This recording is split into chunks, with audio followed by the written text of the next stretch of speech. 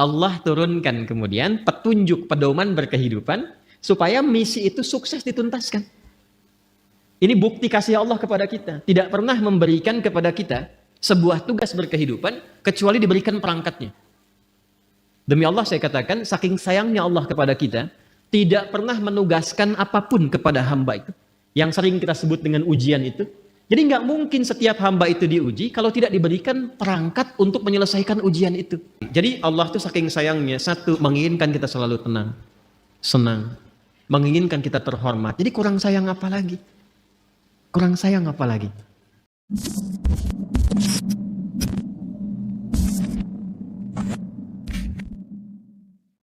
Baik. Islam datang membawa risalah ketenangan. Dan memang Nabi Adam pun ketika pertama kali bertugas di bumi, Allah memerintahkan untuk memulai tugasnya di bumi itu langsung oleh Allah difirmankan, semua misi yang dikerjakan oleh Adam alaihissalam itu yang paling menariknya adalah disertakan dengan konsepsi ketenangan dan kesenangan. Jadi sebetulnya aktivitas dunia itu kalau kita mengikuti tuntunannya, itu prinsipnya itu tenang dan senang. Ingat itu ya, tenang dan senang. Baik. Itu ada di Quran surah kedua Al-Baqarah di ayat 38. Qulna bitu minha jami'a fa imma ya'tiyannakum minni huda faman tabi'a hudaya fala khaufun 'alaihim wala hum yahzanun. Sekarang misi dimulai, kata Allah, Adam, Hawa turun semua ke bumi. Misi dimulai. Karena Nabi Adam, kakek moyang kita, dan istri beliau, Sayyidah Hawa alaihissalam, ingat ya, Allah menciptakan manusia pertama itu Adam dan Hawa.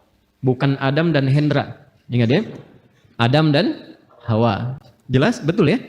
Betul. Jadi begitu kemudian disampaikan, misinya diviralkan. Apa tujuan mencipta Adam dan nanti keturunan yang disebut dengan Bani Adam, disebutkan 7 kali dalam Al-Quran itu, fungsinya adalah di bumi terkait dengan ibadah. Quran surah ke-51 ayat 56, "Wa ma khalaqtul jinna wal insa illa liya'budun." Nanti pekerjaan ibadahnya bukan di langit. Yang di langit ada malaikat yang bertasbih, bertahmid, bertakdis. Nanti di ayat 30 terusannya ditemukan. Ya kan?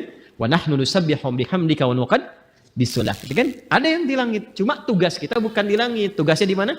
Di bumi. Itu yang dimaksudkan Al-Baqarah ayat 30. Wa idh qala rabbuka lil malaikati inni ja'ilu fil ardi khalifah. Tugas kita memakmurkan bumi, tugas kita beribadah di bumi ini. Karena tugasnya di bumi, maka Adam diturunkan. Ketika sudah siap, diturunkan ke bumi. Yang paling menarik, perhatikan kalimatnya. Fa imma ya'tiyannakum minni hudan. Maka tatkala misi dimulai itu, bersamaan dengan misi dimulai, Allah turunkan kemudian petunjuk pedoman berkehidupan supaya misi itu sukses dituntaskan. Ini bukti kasih Allah kepada kita. Tidak pernah memberikan kepada kita sebuah tugas berkehidupan kecuali diberikan perangkatnya. Demi Allah saya katakan, saking sayangnya Allah kepada kita, tidak pernah menugaskan apapun kepada hamba itu. Yang sering kita sebut dengan ujian itu. Jadi nggak mungkin setiap hamba itu diuji kalau tidak diberikan perangkat untuk menyelesaikan ujian itu.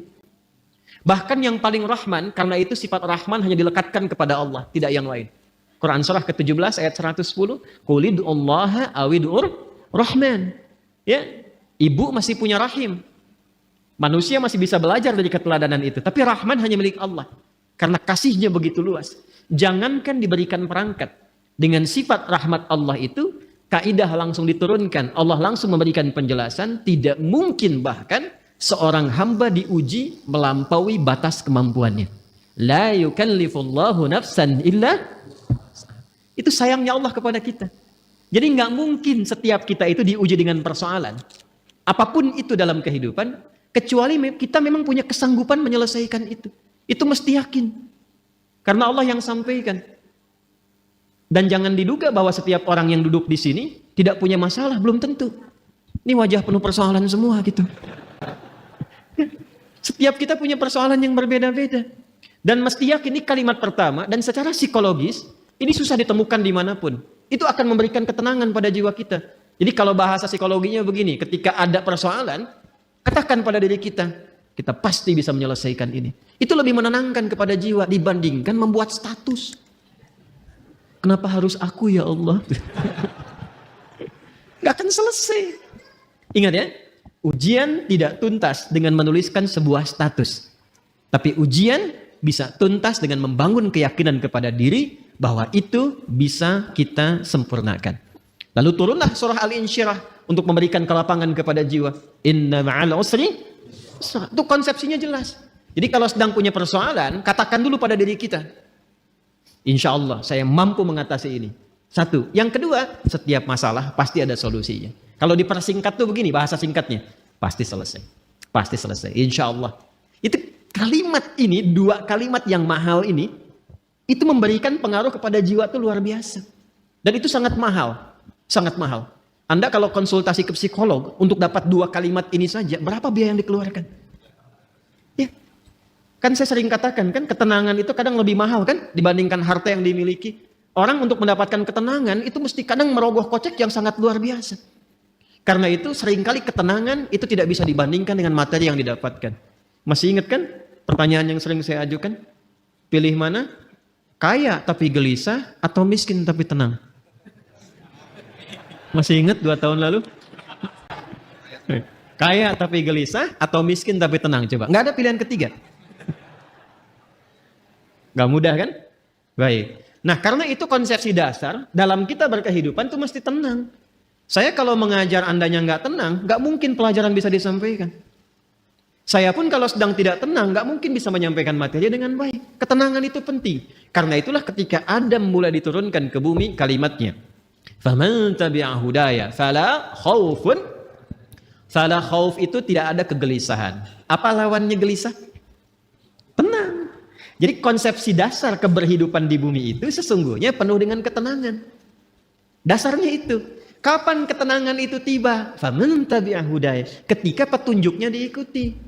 Jadi kalau ada keberhidupan kita dalam konteks apapun, apakah di rumah tangga, di pekerjaan di kantor, kehidupan sosial, yang membuat kita tidak lebih tenang, boleh jadi, maaf, bukan karena jabatan yang kurang tinggi. Mungkin bukan hartanya kurang banyak. Bukan karena gelar belum banyak terkumpul. Boleh jadi interaksi kita dengan pedoman yang telah Allah tetapkan itu belum tinggi. Coba keluarkan pedomannya. Kemudian walahum yahzanun, dan tidak larut dalam kesedihan. Apa lawannya sedih? Senang. Harusnya keberhidupan di bumi itu konsepnya tenang dan senang. Mau di sini senang, mau di sana senang, di sini, di sana, di mana-mana. Itu memang konsep dasar berkehidupan. Kapan itu terjadi? Kapan? Bukan untuk disyairkan, dilirikan, tapi untuk dikaji ketika faman tabi'a hudaya. Ketika pedoman itu diikuti. Karena itu, saking rahmannya Allah kepada kita, dari sejak generasi Adam alaihissalam, kemudian berganti berketurunan, Adam, Hawa menyatu, melahirkan keturunan. An-Nisa ayat yang pertama, ya ayyuhan nasu taqu rabbakumul ladzi khalaqakum min nafsin wahidah wa khalaqa minha wa batta minhuma rijalan katsiran wa nisaa wattaqullaha alladzi tasaaluna bihi wal arham innallaha kana 'alaikum raqibah. Adam, Hawa, Quran surah 4 ayat 1 menyatu melahirkan keturunan lelaki dan perempuan. Lalu menyebar semuanya ini. Berbeda-beda tempat. Ya, boleh jadi beda RT, beda RW, beda kecamatan sampai beda benua. Bahkan sukunya bisa tidak sama. Dalam bahasa Arab perbedaan komunitas disebut dengan sya'bun, jamaknya disebut syu'ubun. Suku disebut dengan kabilah, jamaknya qabail. Maka turun Quran surah ke-49 ayat ke-13. Ya ayyuhan nasu, hei semua manusia yang berinteraksi dalam kehidupan. Jadi kalau disebutkan nas, itu sifat manusia yang punya sifat sosial, akan butuh orang lain. Pasti berinteraksi. Kata Allah, hei semua manusia tanpa kecuali, yang dekat, menengah, ataupun jauh. Jadi yang merasa dekat dengan orang lain, dekat dengan Allah, atau menengah, ataupun tinggalnya di tempat yang jauh. Karena ya itu panggilan disebutkan 361 kali dalam Al-Quran, memanggil dengan semua jarak. Ayyuha, ayunya munada, haknya tanbih. Ayyuha disebutkan 150 kali dalam Al-Quran, berfungsi untuk menguatkan dan mengingatkan. Kata Allah, saya tegaskan, saya ingatkan. Kalian semua itu, inna khalaqnakum min dzakari wa untha. Dengan keagunganku, jadi saking kita itu dinilai tinggi oleh Allah, Maka ayatnya dibuka dengan kata inna, menggunakan bentuk ta'zimun nafsi li ta'zimi sya'ni. Rumus cepatnya begini, rumus cepatnya. Jika ada dalam Al-Quran dibuka dengan kata inna, nanya panjang, tidak pendek. Karena ada inna. Jelas? Wal asr. Quran surah 103. Wal asr. Innal insana lafi. Itu yang pendek. Innal insan. Ya, itu inna di situ huruf taukid. Inna harfu nasbin wa taukidin tansibul isma wa tarfa'ul khabara mabniyun 'alal fathi la mahalla lahu minal i'rabi. Itu gramatikal nahwunya. Tapi kalau ada panjang inna, maka itu gabungan dari inna pendek plus na panjang, singkatan dari nahnu. Rumus cepatnya, kalau dibawa ke Quran terkait dengan Allah, jangan diartikan jamak. Awas, ini ngaji ilmu balaghah, jangan diartikan jamak, nggak tepat kalau jamak. Ya, karena itu kita harus bahas dengan ilmunya. Maka di ilmu balaghah nanti itu ada kaidah begini, ada kaidah nanti disebut dengan huruf-huruf menunjukkan ta'zimun nafsi. Menghadirkan keagungan zat. Keagungan zat. Nah, menariknya di Quran itu, Allah kalau sudah menampilkan keagungan zatnya, itu selalu menggunakan kata inna panjang. Untuk memberikan kesan bahwa informasi yang disampaikan begitu agung. Jadi ada yang istimewa di informasi itu. Nggak sama dengan yang lain-lainnya. Ada yang mahal nilainya.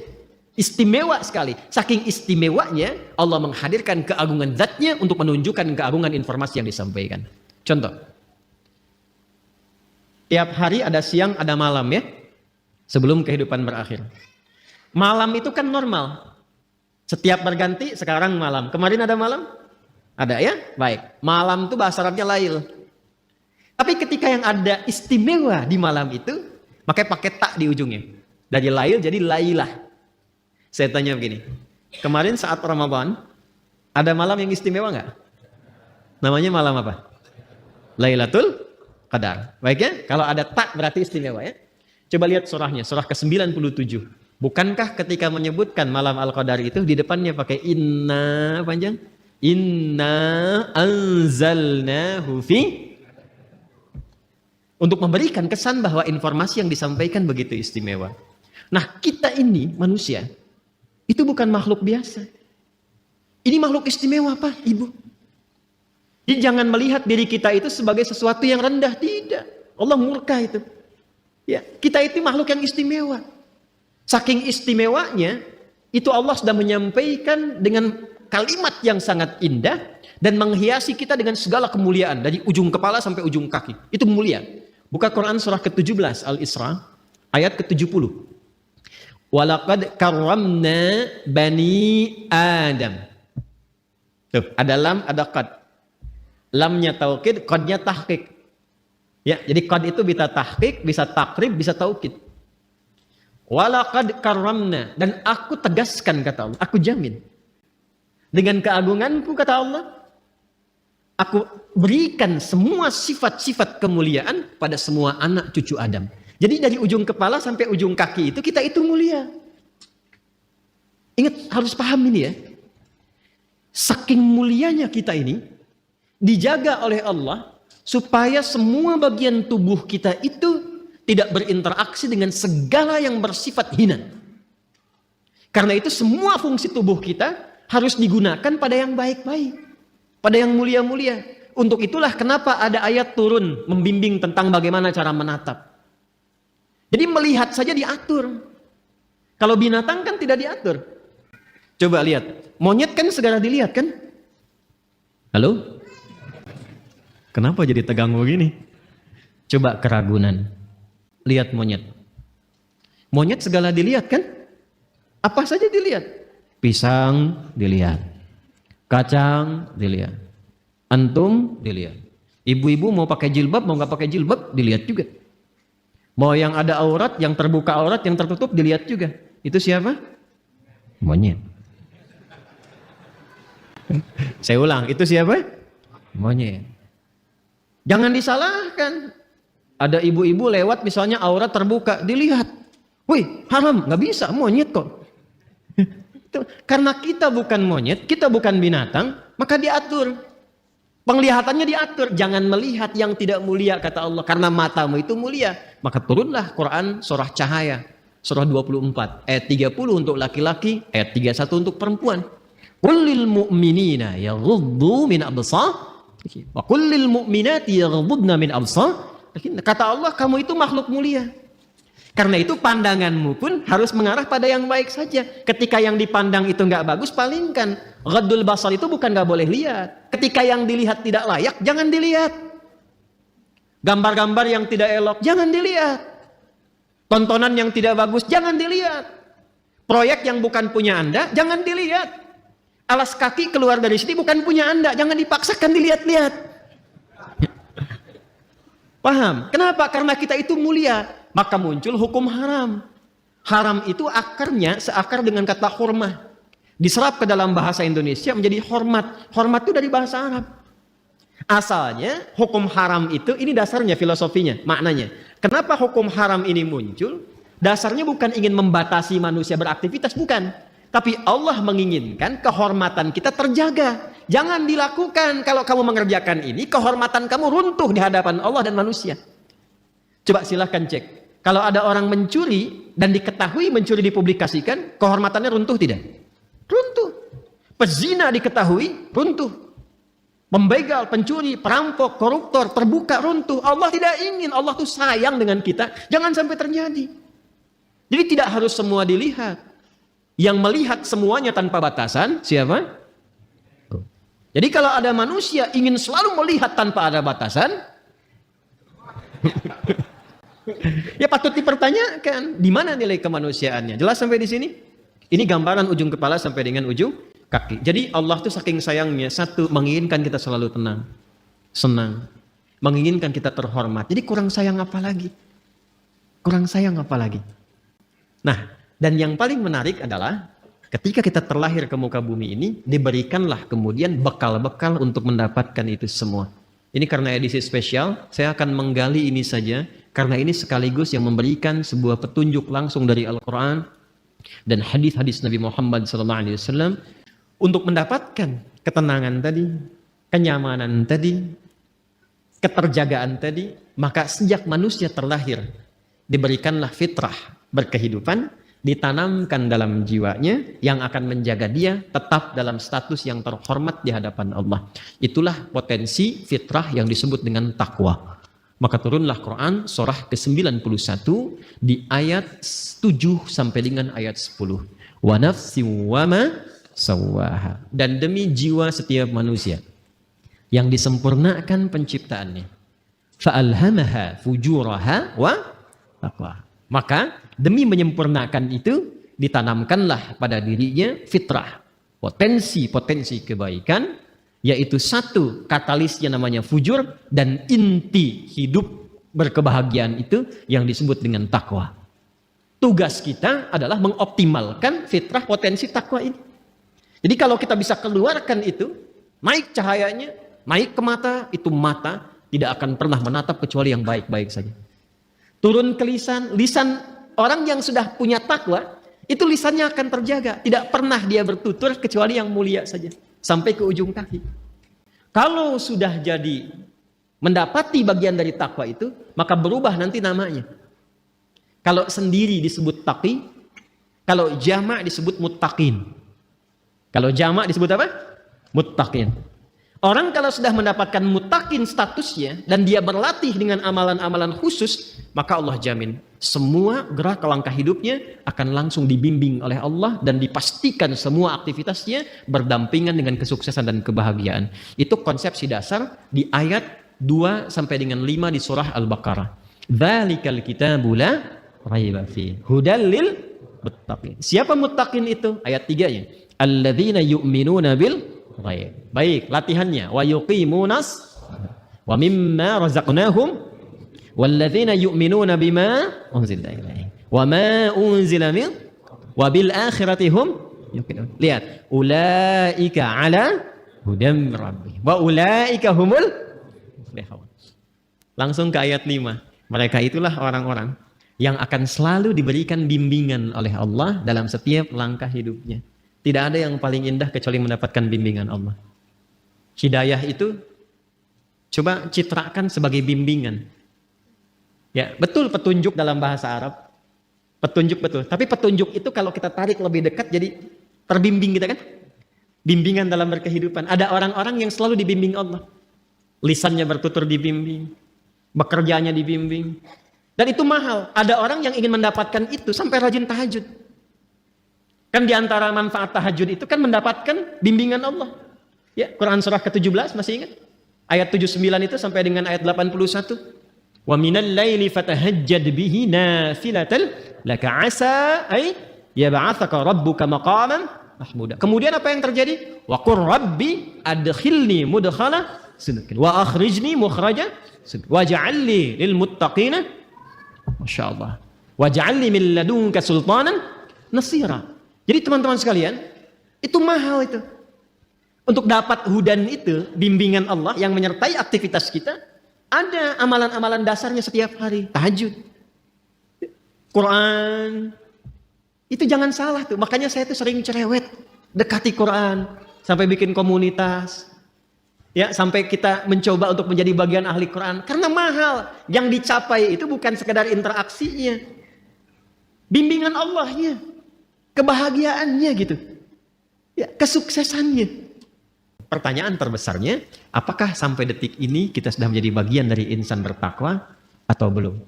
Kalau sudah mendapati itu, kita bagaimana cara mempertahankannya? Kalau belum mendapati itu, bagaimana mengoptimalkannya? Itu yang coba kita gali di pertemuan malam hari ini. Kita akan mengaji malam ini dengan nuansa ilmiah yang tinggi. Karena itu butuh fokus yang luar biasa. Karena boleh jadi detil pembahasan ini belum didapati di kitab-kitab khusus. Jadi kita mesti menyatukan dulu beberapa referensi, baru kita bisa mendapatkan tautan-tautan ini. Karena itu, ini kajiannya cukup mendalam di malam hari ini. Sekali lagi, butuh fokus untuk kita semua. Kemudian nanti ada beberapa yang ingin saya tuliskan juga, dan ini akan menentukan pengenalan jati diri kita kepada diri kita masing-masing. Baik, kita mulai pembahasan kita malam hari ini, dan kiranya saya akan memulai untuk memberikan gambaran dalam bentuk tulisan.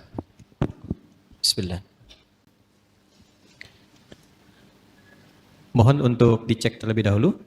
Terdengar suara saya insyaallah? Baik ya. Di luar mudah-mudahan jelas ya suara saya. Kalau saya menulis di sini kelihatan di sana? Ya, sudah pasti tidak, sudah pasti. Jadi kalau kelihatan Anda luar biasa gitu. Saya ingin memastikan aja gitu kan. Baik. Nanti kalau ada sebagian sisi tidak terlihat, bisa nanti di-review ya, pada kajian yang telah terekam di YouTube, nanti dicek kembali. Dan memang dalam kehidupan itu seperti itu. Kita tidak bisa memuaskan semua kalangan. Ya, yang bisa kita lakukan memberikan yang terbaik, sekalipun tidak mengharapkan kepuasan bagi seluruh kalangan. Jelas sampai di sini? Baik ya. Ibu kelihatan Bu? Belum ya, belum saya tulis. Luar biasa. Baik, bismillah. Ini saya akan membuat seperti ini dulu. Nah. Oke. Enak ya. Kurang lebih kotak seperti ini. Sudah? Baik. Lalu saya buat lagi lebih kecil skalanya. Seperti ini.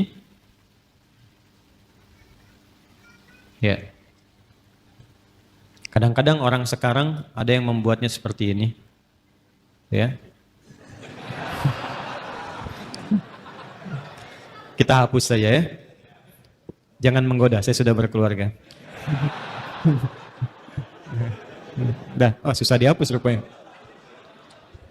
Memang kalau hati sudah tersakiti agak sulit untuk dikembalikan. Dah. Ya sudahlah, ini bagian yang terakhir. Ini takin begini. Ya, baik. Gambar apa ini? Sudah ya? Baik, lihat baik-baik sekarang. Sekarang baru akan saya berikan namanya. Kotak besar, bagian terluar, tak tuliskan dengan nama Sodrun. Sodrun, Sod, Dal, Ra. Jamaknya Sudur.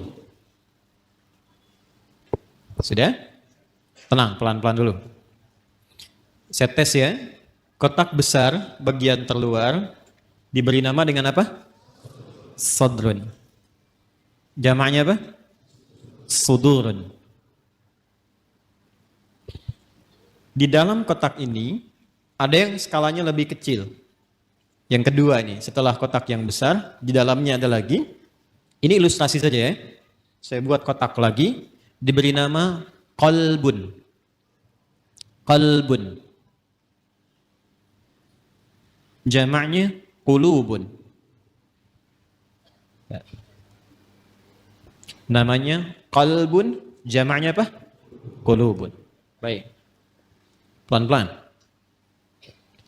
Di dalam kotak ini ada yang paling kecil. Ingat, ada 3 ya. Ada 3. 1 sodrun, jamaknya sudurun. Kedua qalbun, jamaknya qulubun.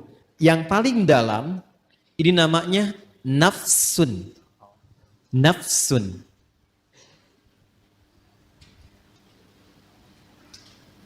Nafsun. Apa jamaknya?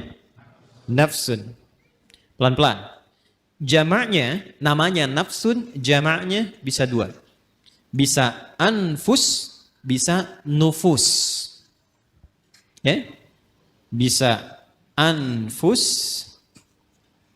bisa nufus. Ya. Anfus dan nufus. Infus tidak ada kaitannya. Ya. Jadi nafsun jamaknya anfus dan nufus. Sudah. Di dalam nafsun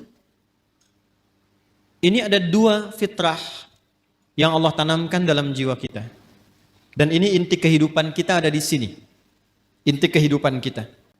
Jadi seseorang mengalami kehidupan kalau tinjauan dari fisikanya, biologinya, kan? Ketika jiwanya, rohnya sudah ada, maka dia mulai bergerak, maka dipandang hidup. Tapi bagaimana dia bergerak itu ada inti kehidupannya. Maka di dalam nafsun ini ada inti hidup kita. Ada 2 ditanamkan di dalamnya. 1, ada kutub positif disebut dengan takwa. Ada lawan dari sini, terlihat sekilas lawan. Padahal nanti intinya sebetulnya sebagai katalis ya, untuk mensupport supaya nilai takwa ini muncul. Yang kedua disebut fujur namanya. Ya. Dan ini nanti sifat kehidupan, ini akan seperti ini. Selalu ada positif, negatif. Kutub positif, kutub negatif. Apapun itu, kalau mau ditarik ke dunia elektrik juga seperti itu. Di baterai itu kan ada kutub positif, ada kutub negatif. Di kimia itu di atom ada proton, ada elektron. Gitu kan ya? Baik. Kita lepaskan dulu semua itu. Kita kenali diri kita saja supaya tidak terlampau melebar. Nah, ini inti jiwa kita itu, di dalam diri kita yang terdalam, itu ada ini, ada takwa dan fujur. Dalilnya apa? Ke Quran surah 91 Asy-Syams ayat 7 sampai 10 tadi yang Anda tuliskan yang pertama kali. Wa nafsin wa ma sawaha. Dan demi nafas ini, demi jiwa, demi nafas yang telah sempurna penciptaannya. Ya, sawwa itu sempurna. Kapan itu sempurna menjadi nafas? Ketika roh mulai masuk ke dalam diri, ke dalam jasad. Di usia 4 bulan. Jadi usia 4 bulan itu roh ditiupkan menyatu ke dalam jasad. Pelan-pelan. Dari mana taunya? Nanti dibuka hadis Nabi Muhammad SAW. Kalau paling mudah mungkin lihat saja Al-Arba'in, kan lebih mudah diakses ya. Hadis nomor keempat dari sahabat Abdullah bin Mas'ud radhiyallahu taala anhu. An Abi Abdurrahman Abdullah bin Mas'ud radhiyallahu taala anhu. Qala Rasulullah sallallahu alaihi wasallam wa huwa sadiqul masduq. Inna ahadakum yujma'u fi batni ummihi 40 yawman nutfah. Thumma yakunu mithla dhalika 'alaqa, thumma yakunu mithla dhalika mudghah. Thumma yursalu ilaihi al-malak fayanfukhu fihi ruh. Jadi setiap kita anak cucu Adam dicipta oleh Allah, berproses dalam rahim ibundanya itu 40 hari pertama proses percampuran antara spermatozoa dengan ovum. 40 hari kedua membentuk zigot. Mulai menempel di dinding rahim, mulai berproses. 40 hari ketiga menjadi mudghah, sebentuk daging kerantan. Mulai ada bentuknya di 40 hari ketiga ini, baru kemudian diutus malaikat untuk meniupkan roh dengan izin Allah Subhanahu wa taala. 40 hari ketiga, 40 hari dikali 3, berapa jumlahnya? 120 hari. Kalau 1 bulan itu kita genapkan misal 30 hari, 120 bagi 30 berapa? 4. Maka bertemu 4 bulan. Jadi ketika ada seseorang mengandung, seorang ibu misalnya, maka usia 4 bulan kandungan itu roh ditiupkan. Sudah ada roh tertanam. Dan nanti amalannya sudah beda, ingat. Antara roh belum masuk dengan roh sudah masuk, itu berbeda amalannya. Nanti supaya tidak melebar, lain waktu kita bisa buat kurikulum tersendiri tentang itu. Ayatnya ada semua. Ada semua. Jadi apa amalan suami istri, amalan suami, amalan istri, amalan suami terkait nafkah, ada. Jangan sampai membawa sesuatu yang haram. Dibawa ke rumah, diolah oleh istri, dimakan, masuk ke kandungan. Janin itu kasihan. Belum terlahir sudah mengonsumsi yang haram, itu bahaya itu. Bahaya. Dan nanti mengembalikannya nggak mudah. Ya, yuk pelan-pelan. Kembali ke sini. Nah, usia 4 bulan kandungan, ditiupkan roh. Di situ kemudian terjadi dialog kita untuk berkomitmen menuhankan Allah. Nanti ada diabadikan di Quran surah ke-7 Al-A'raf ayat 172. Tadi saya berjanji detailnya tidak saya tuliskan dulu. Ini untuk melengkapi apa yang tadi disampaikan. Wa idh akhadha rabbuka min bani adama min zuhurihim dzurriyyatahum wa ashhadahum ala anfusihim alastu bi rabbikum qalu bala syahidna. Jelas sampai sini? Nah, ini usia 4 bulan kandungan. Ketika roh ditiupkan, menyatu kemudian dengan jasad, maka berubah nanti namanya menjadi nafas. Jelas? Berubah menjadi apa? Nafas. Dari sini kemudian muncullah tanda-tanda keberhidupan. Makanya diserap ke dalam bahasa Indonesia dengan nafas. Seseorang dikatakan hidup bila masih ada tanda-tanda nafas. Itu dalam bahasa Indonesianya. Paham sampai sini? Nah, ketika sempurna itu, dari mana taunya? Roh masuk ke dalam fisik, kemudian sempurna penciptaan jadi nafas ini. Nanti lihat di Quran surah ke-15. Ayat 28. Quran surah 15, Al-Hijr. Ayat ke-28. Wa idh qala rabbuka lil malaikati inni khaliqum bashara min salsalim min hama'im masnun. Teruskan ayatnya. Fa idza sawaituhu. Nah, ini ada kalimatnya sawaituhu. Fa idza sawaituhu wa nafakhtu fihi min ruhi. Maka bila aku telah sempurnakan sawaituhu penciptaannya itu dengan cara meniupkan roh, sudah masuk ke dalam bagian tubuhnya itu, ya, maka mulai sempurna penciptaan berproses di situ. Kata sawaituhu itu asalnya dari kata sawwa yusawwi, taswiyatan. Ya. Ini asalnya ya nih. Jadi makanya kalau bersambung dengan dhamir kembali ke ya. Sawaitu tu'nya ke Allah, dhamir ana, ya. Hu-nya kembali ke kalimat semula, ke bashar. Fa idza sawaituhu, maka bila makhluk manusia ini mulai akan masuk fase sempurna penciptaannya. Jadi kalau tampilan fisiknya disebut bashar. Nanti ada 5 nama ya. Agak lompat sedikit, manusia setidaknya disebut dengan 5 nama. Bashar 35 kali disebutkan dalam Al-Quran. Dan ini nama pertama saat diciptakan untuk memberikan info pada malaikat dan jin bahwa materi dan tampilan fisiknya nggak sama dengan malaikat dan jin. Di malaikat diciptakan duluan, baru kemudian jin. Kalau malaikat dari cahaya, kalau jin dari api, bukan sekedar api. Ya, api yang menyambar-nyambar. Makanya ayat 27-nya disebutkan jin dulu. Quran surah ke-15 ayat 27 itu jin dulu. Wal janna khalaqnahu min qablu min naris samum. Dan kalangan jin itu diciptakan sebelum manusia, bahan dasarnya api yang menyambar-nyambar, menyala. Manusia beda, disebut dengan bashar. Menunjuk pada tampilan kulit yang halus, secara fisikal beda dengan malaikat dan jin. Ini kata dasarnya sawa nih. Ya, sempurna. Jadi ketika disebut sempurna itu, kalau rohnya sudah masuk ke dalam jasad. Ketika masuk itu menjadi nafas. Dari mana taunya? Tafsir ke Quran surah 91. Ayat 7 itu sampai dengan 8. Wa nafsin wa ma sawwaha. Dapat sawanya nih. Ya, dan demi nafas yang telah sempurna, tertanam, sempurna, tercipta dalam jiwa itu, menyatu ke dalam tubuh kita itu, maka ketika sempurna itu terjadi, diilhamkanlah fa'alhamaha fujuraha wa taqwaha.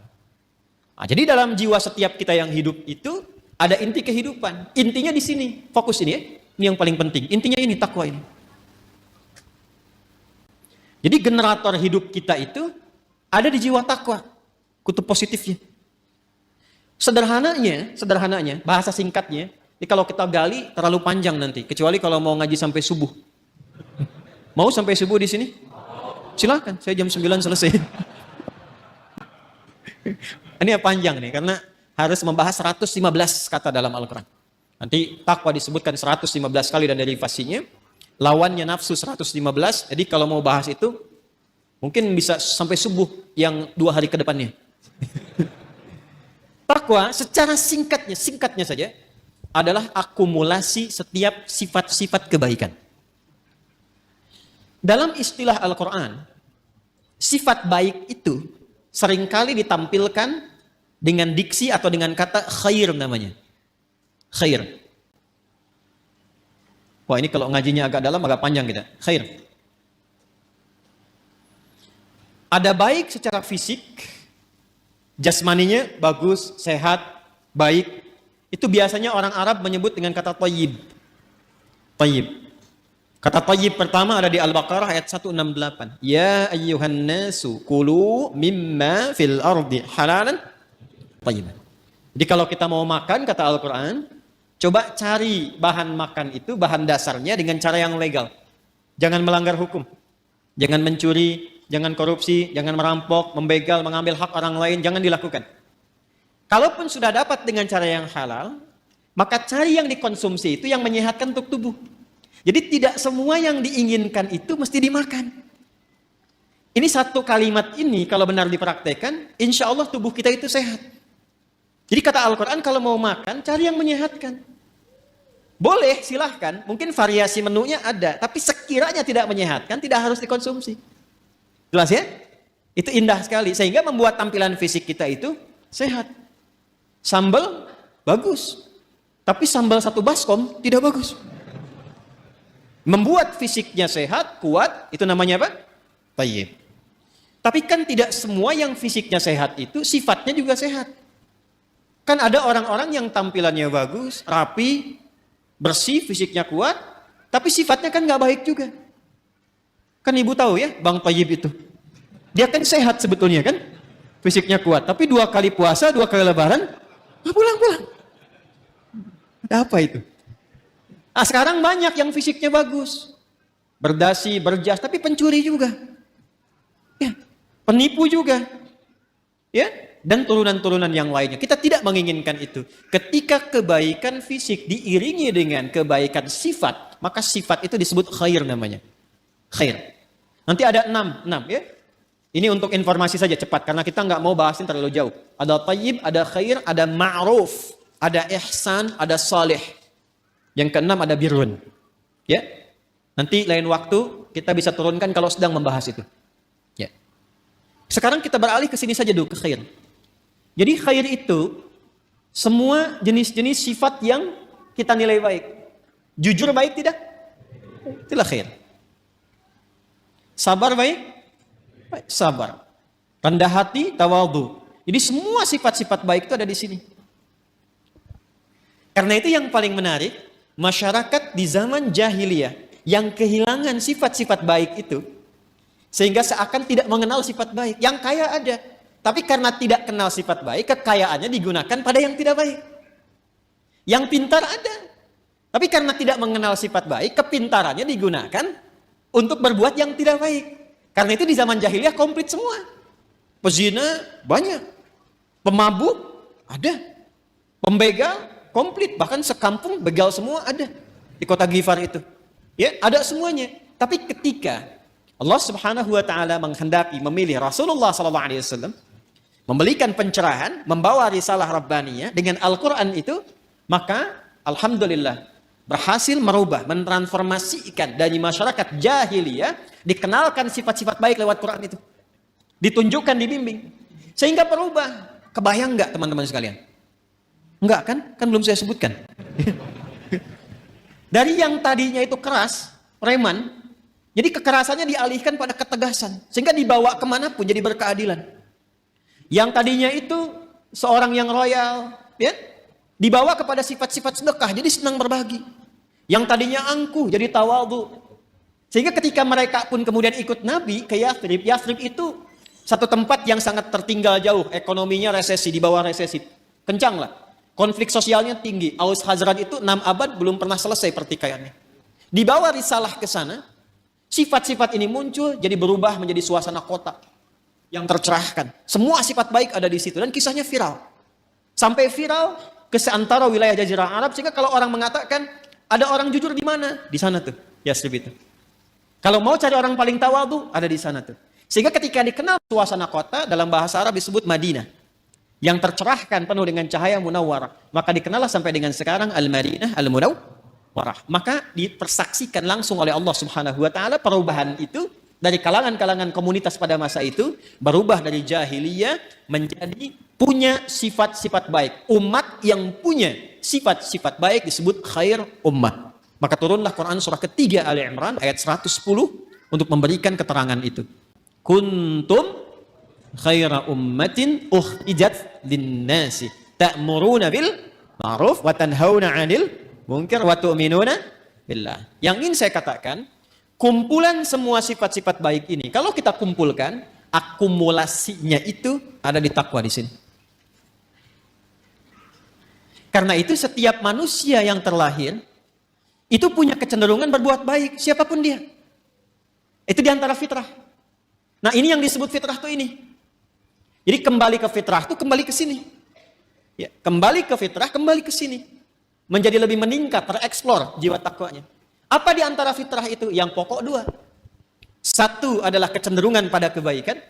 Karena itu manusia sejelek apapun itu tetap sebetulnya punya fitrah baik dalam jiwanya.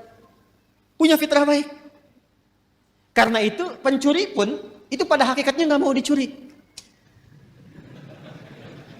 Silahkan cek. Ya, pencuri pun nggak mau dicuri. Ya, siapapun penipu pun nggak mau ditipu. Kan saya pernah cerita 2 tahun lalu, masih ingat? 2 tahun lalu kan? Ya kan? 3 orang pencuri, 1 ketuanya, 1 asisten, yang 1 anggota kan?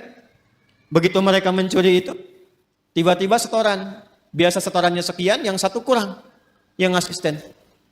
Begitu dicek ternyata dia nyimpan di belakang sakunya. Ketahuan, kata bosnya, kamu mencuri ya, padahal mereka baru mencuri. Jadi sejatinya setiap manusia itu tidak ingin berbuat curang. Hatinya pasti menolak. Nah, itu fitrah yang harus disentuh untuk kembali. Karena itu saya tidak terbiasa untuk mencela misalnya. Ya, yang sudah tercela itu nggak harus dicela lagi. Buang-buang energi mencela yang sudah tercela. Kita doakan sepanjang masih hidup dia punya hak untuk soleh. Orang salah itu, ingat ini ya, orang salah itu sepanjang masih berkehidupan tetap punya hak untuk soleh. Karena itu kita kewajibannya membantu dia untuk menemukan haknya itu. Jadikan jembatan diri kita. Kadang-kadang fikih dakwah itu bisa lebih bermakna dibandingkan dengan fikih-fikih terapan syariat. Jadi kadang-kadang yang didahulukan tuh fikih dakwah dulu, bukan hukum dulu secara fikih syariat. Contoh misalnya, di samping masjid ada orang Islam. Misal di masjid manapun misalnya, ada orang Islam, tetangga masjid, dekat masjid. Ilustrasinya, ini masjid misalnya, di sini rumah, ya jarak 5 meter, ini speaker masjid ke sini misalnya. Ya. Sepeda ada, motor ada, mobil ada. Tapi masih belum mau ke masjid. Tetangga masjid mengaku beriman, nggak mau ke masjid. Apa hukumnya? Oh, bakar rumahnya. Enggak. Ya. Nah, sebelum kita berbicara hukum haram, hukum halal, hukum ini itu, kita baca dulu dengan fikih dakwah. Hukumnya ajak dia ke masjid. Paham? Minimal kita doakan dalam sujud. Masih ingat 2 tahun lalu?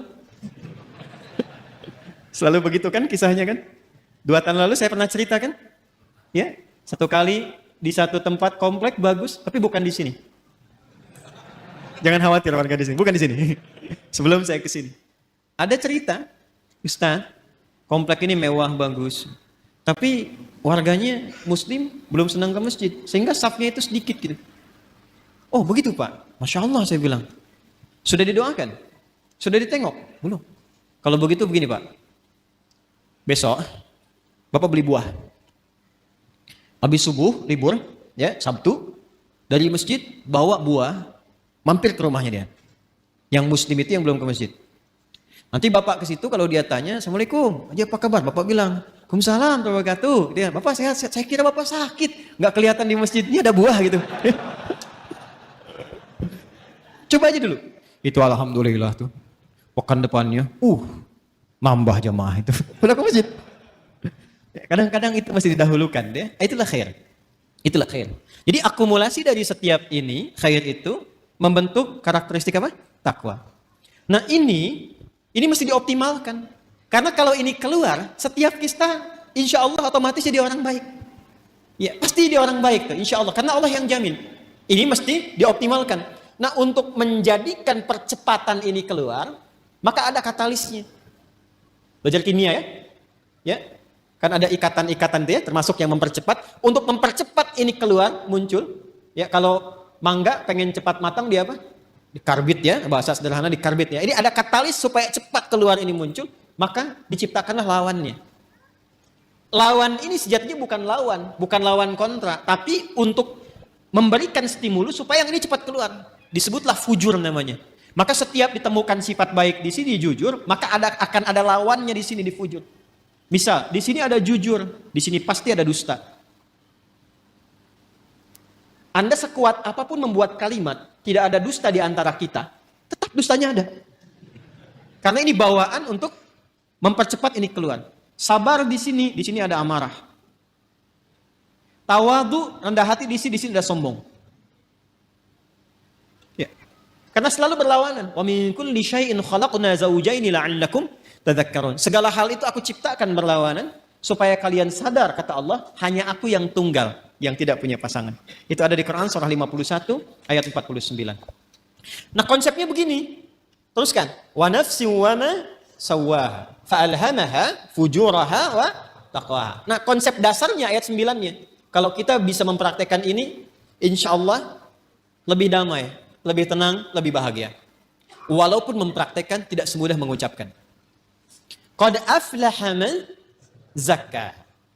Dijamin kata Allah. Jadi qad itu ada tahqiq, ada takrib. Takrib itu untuk mendekatkan sesuatu. Jadi kalau informasi ada pakai qad berfungsi takrib, artinya momennya sudah dekat. Misal, kan kalau mau salat ada iqamah ya? Qad qamatis salatu qad qamatis salah. Nah, dengar itu? Dengar ya? Qad qamatis salah maksudnya apa? Salat sudah dekat, siap ditunaikan. Kodnya takrib di situ.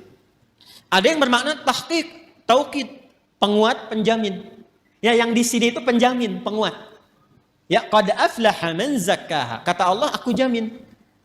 Orang akan mendapatkan atau cenderung lebih bahagia, lebih sukses, lebih nyaman hidupnya, zakkaha bila mampu menyucikannya. Ini mahal sekali kalimatnya. Teman-teman, ikhwan, ibu dan bapak, mencuci, tahu mencuci? Sudah pernah nyuci kan? Mencuci, misal mencuci pakaian, baju. Kalau ada orang mencuci baju, maaf, yang dibuang itu kotorannya atau bajunya? Kotorannya, yakin ya? Bukan bajunya kan? Oh ya. Jadi kotorannya. Supaya apa dicuci? Bersih. Apa lawannya bersih? Kotor. Masya Allah. Jadi kotor itu diciptakan oleh Allah bukan untuk menjadikan tampilan kita kotor, bukan. Tapi untuk menampakkan kebersihan. Sebab gak mungkin ada bersih kalau gak ada kotoran. Jadi filosofi kotor itu bukan untuk menjadikan kita menjadi kotor, bukan. Tapi supaya bersihnya tampak. Sebab kalau gak ada kotornya ngapain dicuci? Jelas ya? Nah, jadi ini poinnya. Jadi cara membacanya itu, ini kalimatnya tinggi. Makanya dibacanya nanti pakai isti'arah di balaghah. Membacanya tinggi sekali.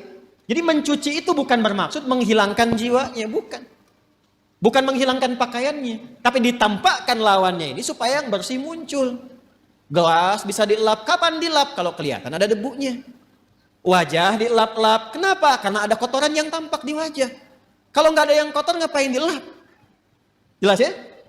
Baik. Nah ini cara membacanya, terapkan ke sini. Amarah itu diciptakan bukan ingin menjadikan seseorang itu pemarah, bukan. Tapi supaya sabarnya muncul. Sebab kalau marah nggak diciptakan, bagaimana sabar bisa muncul? Tuh, kan? Di luar nggak tahu tuh. Ya, coba deh begini. Maaf ya, ibu nanti bu, suami pulang dari kantor ke rumah nih. Pokoknya nggak ada apa-apa, nggak ada hujan, nggak ada angin, nggak ada macam-macam, nggak ada permasalahan. Begitu buka pintu, assalamualaikum, ibu jawab waalaikumsalam, ibu langsung bilang, sabar ya Pak, sabar gitu. Kira-kira respon pertama apa yang akan ditampilkan oleh suami? Mama sehat. Nggak mungkin kan itu muncul, kecuali ada amarah dulu, baru sabar muncul.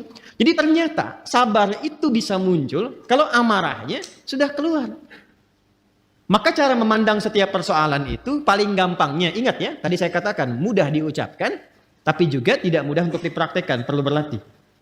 Ketika ada sesuatu yang tidak disukai, cepat cari lawan yang disukai. Karena fujur itu ditampilkan supaya takwanya muncul. Jadi kalau sekiranya Anda melihat berita, mendengar misalnya, ya, ada yang berdusta, tandanya kita harus jujur.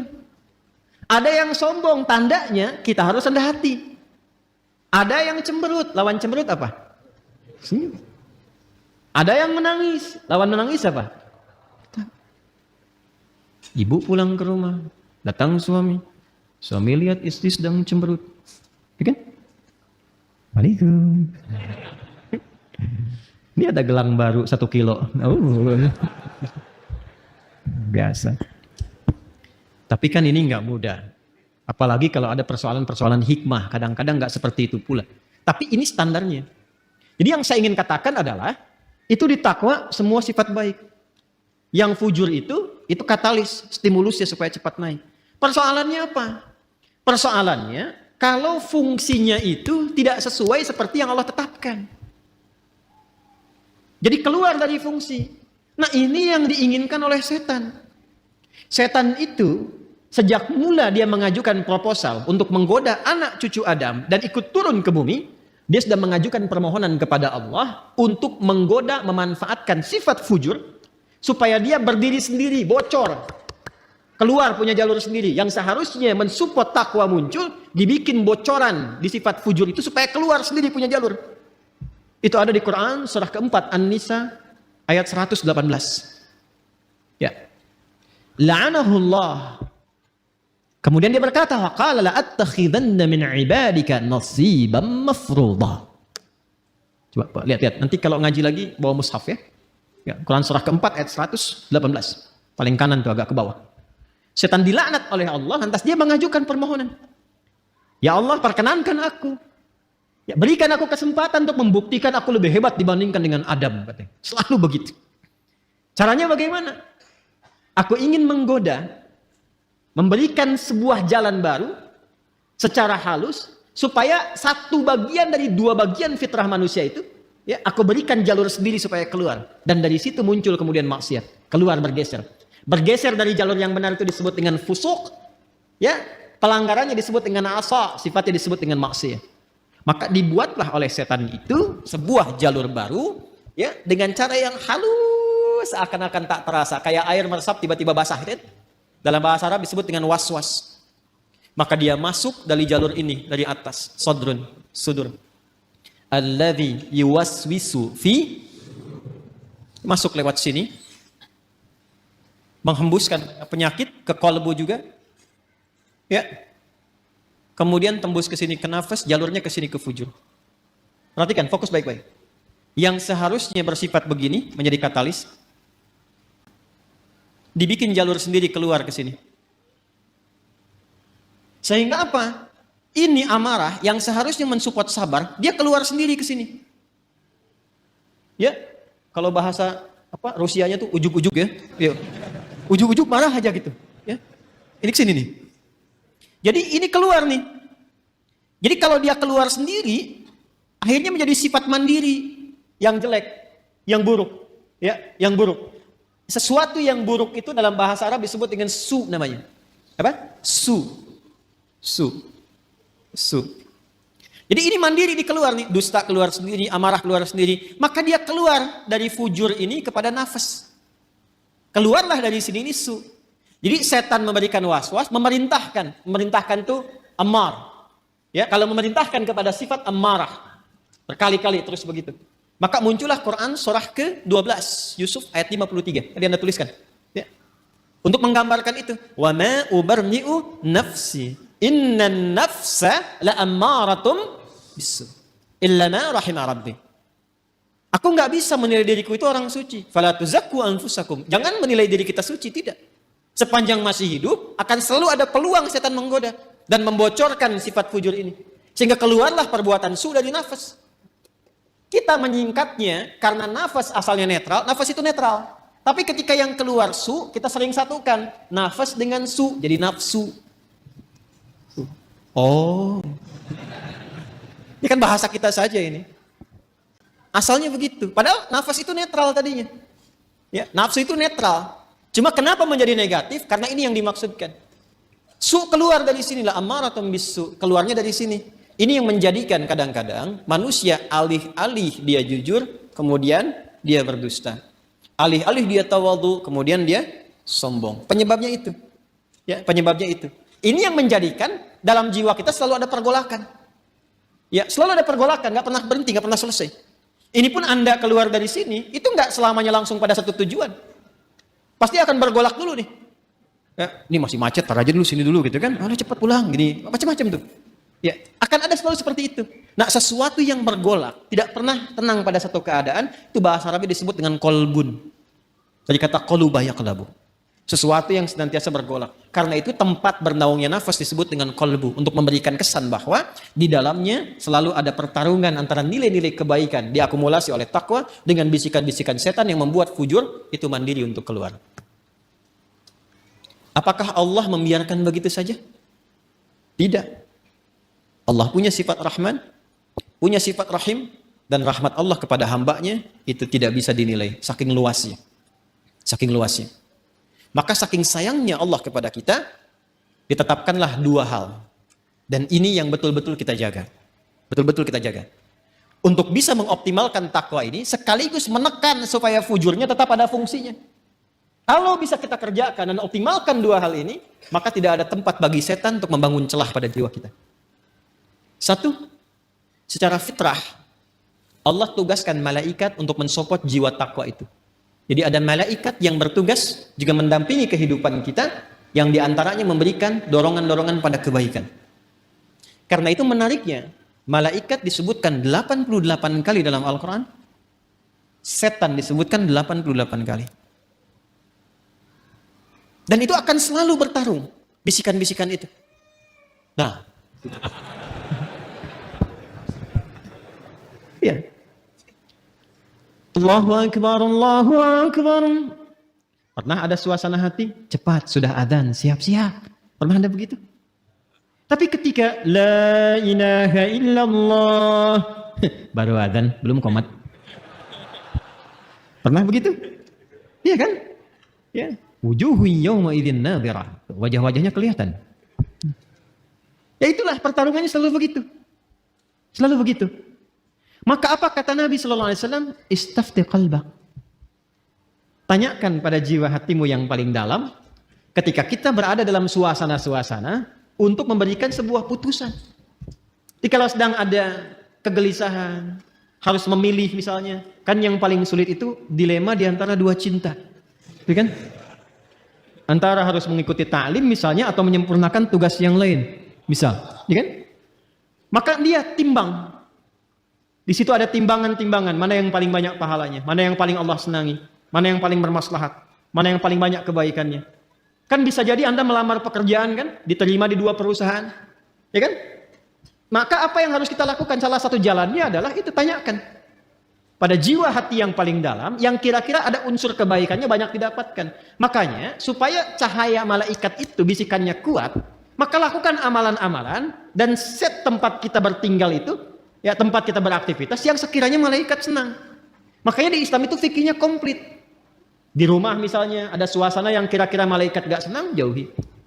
Ya? Hal-hal yang kira-kira menyenangi malaikat, datangi. Sehingga melatih kita untuk selalu dekat. Apa misalnya majlis ilmu, itu banyak malaikatnya. Baca Quran ditemani malaikat. Bahkan kalau sudah lancar ada malaikat khusus menjaga. Ma'asyafaratil kiramil bararah. Orang yang lancar bacaan Qur'annya dan rajin dia mengaji, ditemani malaikat khusus.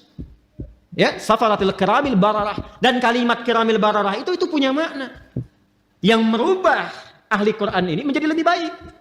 Makanya saya sering katakan ahli Quran yang benar itu bukan dilihat dari berapa banyak khatamnya, berapa lancar bacaannya, dilihatnya berapa bagus perubahan pada perilakunya. Itu yang diakui oleh Quran sendiri.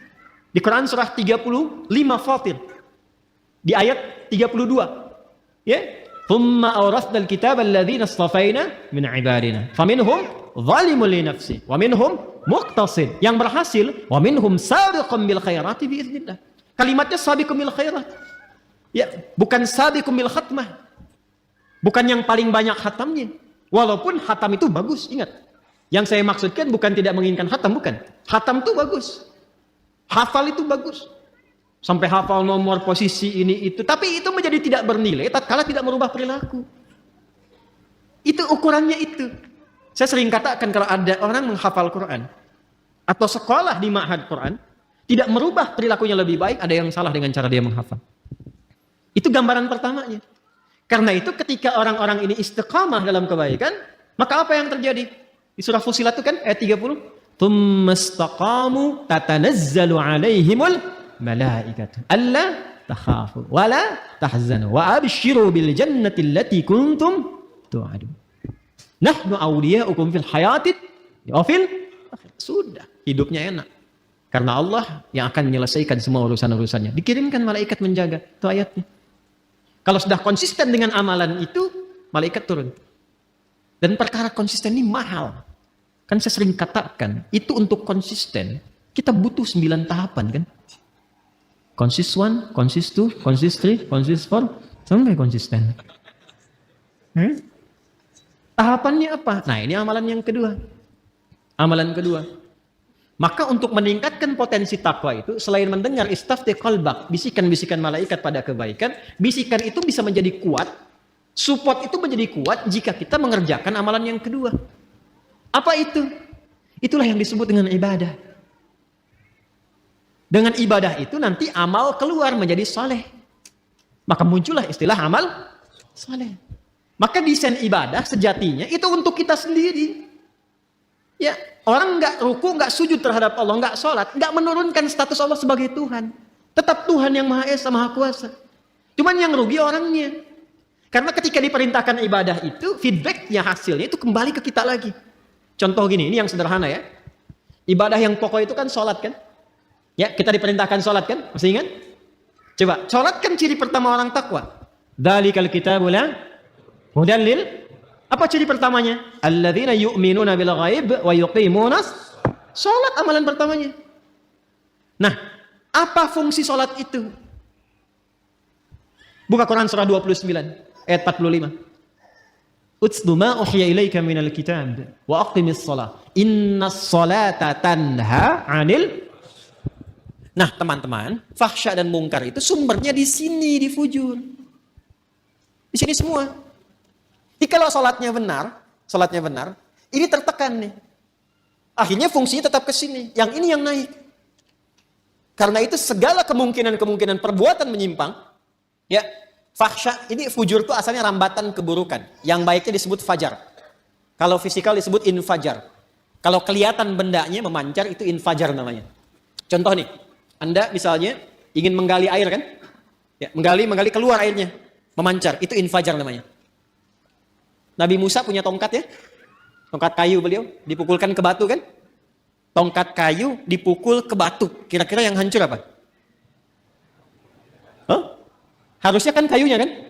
Tapi karena ini mu'jizat itu berbeda. Untuk ditampakkan kekuatannya supaya manusia ingat kepada Allah dan mengikuti bimbingan Rasul. Melemahkan semua persepsi manusia. Dipukulkan ke batu, keluarlah 12 mata air. Ketika keluar memancar itu bahasa Qur'annya infajar. Al-Baqarah ayat 60, Quran surah 2 ayat 60.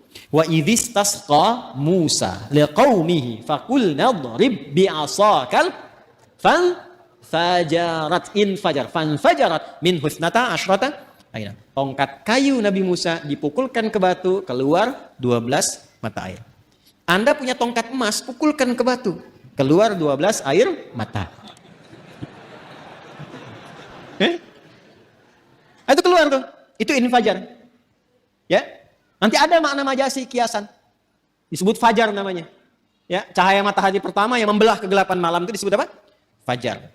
Nah, itu hakikinya. Majasinya adalah respon kita, sinyal kita yang menangkap seruan Ketika fajar itu tiba, ditangkap oleh hati kita, suara azan itu untuk mendekat kepada Allah. Waktunya subuh, pancarannya disebut dengan fajar. Lawan dari fajar itu, secara bahasa, itu disebut fujur.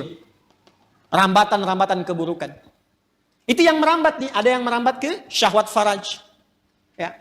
Keluarnya apa? Porno aksi, pornografi, kata-kata jorok, LGBT, ya, longsor, gempa, banjir, tsunami, macam-macam tuh. Hati-hati. Hati-hati, bencana-bencana kalau semakin banyak, ada yang harus banyak direnungkan dan dievaluasi. Nah, hal-hal yang terkait dengan fahsya, zina, pornografi, porno aksi, dan turunan-turunannya, itu yang terkait dengan rambatan-rambatan fujur yang disebabkan pada nafsu syahwat. Ada yang kedua, sumbernya merambatnya ke nafsu perut dan akal. Ingin selalu tampil lebih terhormat, ingin tampil sombong, ingin ambil ini, ambil itu lagi. Itu mungkar namanya. Mencuri, merampok, membunuh, menipu, hoax dan sebagainya itu mungkar. Karena itu diingkari langsung oleh jiwa kita. Fahsya dan mungkar itu bisa dicegah kalau kita bisa tekan ini. Apa dan bagaimana caranya? Maka diturunkanlah perintah untuk ibadah berupa sholat. Ketika sholat dikerjakan, tujuan utamanya inna sholata tanha anil fahsya. Makanya ketika kita mulai bertakbir, kita diberikan oleh Allah melalui petunjuk Rasulullah sebuah isyarat bahwa penting menjaga bagian dalam tubuh kita ini. Terutama dijaga di bagian terluar. Makanya ketika orang bertakbir Allahu Akbar kan sedekap begini. Ini ilmunya mahal, bukan ilmu utak-atik. Ini bukan cocok logi. Ingat, saya sudah mengkaji dari ayatnya sampai ke hadisnya, sampai ke kitab-kitabnya. Ini ada maknanya. Semua tentang sholat itu bukan gerakan biasa. Jadi gerakannya ada maknanya, bacaannya ada maknanya. Termasuk kenapa diberi nama subuh, zuhur, asar, maghrib, isya. Itu ada maknanya. Kalau mau konsisten dengan waktu, sore itu bukan sholat asar, sholat masa. Tapi kenapa asar? Ya kan? Kalau mau konsisten, zuhur itu sholat nahar. Kenapa zuhur? Ada maknanya. Jadi mengangkat kita begini saja ada maknanya. Terlalu dalam dan luas kalau kita kaji dari awal. Tapi saya ingin tunjukkan terkait dengan ini saja. Kan ketika mengangkat ini kan di sini kan kita simpan. Kita jaga itu. Ya kan? Ini tuh menutup sadrun. Makanya itu di fikih itu ala sadri. Dari 3 pendapat itu di perut ini. Di perut yang satu begini. Kemudian sodar, ini sodar tuh di sini. Ada rongga antara perut dengan dada, ini sodar namanya. Di sini nahar. Nahar itu yang lebih dekat ke leher, ke sini. Ya, nahar di sini, ke tenggorokan di sini. Dia ada di sini, ada di sini, ada di sini. Yang lebih terlihat lebih kuat tuh di sini karena sesuai dengan pemaknaan ini. Sodrun di sini. Ya, jadi kita itu ketika sholat, ya, manfaat dari sholat mencegah perbuatan keji dan mungkar itu digambarkan juga dalam gerakannya. Begitu bertakbir, buang semua urusan dunia ke belakang, pasrahkan diri kita sepenuhnya kepada Allah. Makanya imam berbalik mengatakan sallu salatan muwadda'. Salat rasakan seolah-olah ini salat perpisahan. Kita akan menghadap Allah wa annahum ilaihi raji'un. Kan Al-Baqarah ayat 46 itu kalau pengen khusyuk, alladzina yadhunnuna annahum mulaqu rabbihim wa annahum ilaihi raji'un. Rasakan kita akan menghadap Allah dan mungkin itu salat terakhir yang kita tunaikan. Itu membawa kehusyuan. Makanya kita pasrah dan buang semua urusan dunia ke belakang, jangan dibawa dalam salat. Kadang yang menyebabkan kadang yang menyebabkan ada orang tidak khusyuk itu ketika dia bertakbir, dunia masih di bawah, itu problemnya. Jadi lisannya Allahu Akbar, tapi status IG-nya itu masih Akbar. Handphonenya itu masih Akbar. Sehingga kadang-kadang menghentikan sholat hanya untuk menjawab handphone. Ya, itu yang terjadi. Jadi ketika sudah diangkat, dibuang, disimpan di sini kan? Ya kan? Saya merajihkan yang ini. Saya secara pribadi ya. Kalau ingin bersedekap, saya merajihkan yang di sini. Dan kita menghormati yang di sini. Nggak boleh langsung cepat menyalahkan. Tidak boleh. Saya tidak mengajarkan Anda untuk membawa peluru, mempersalahkan orang lain.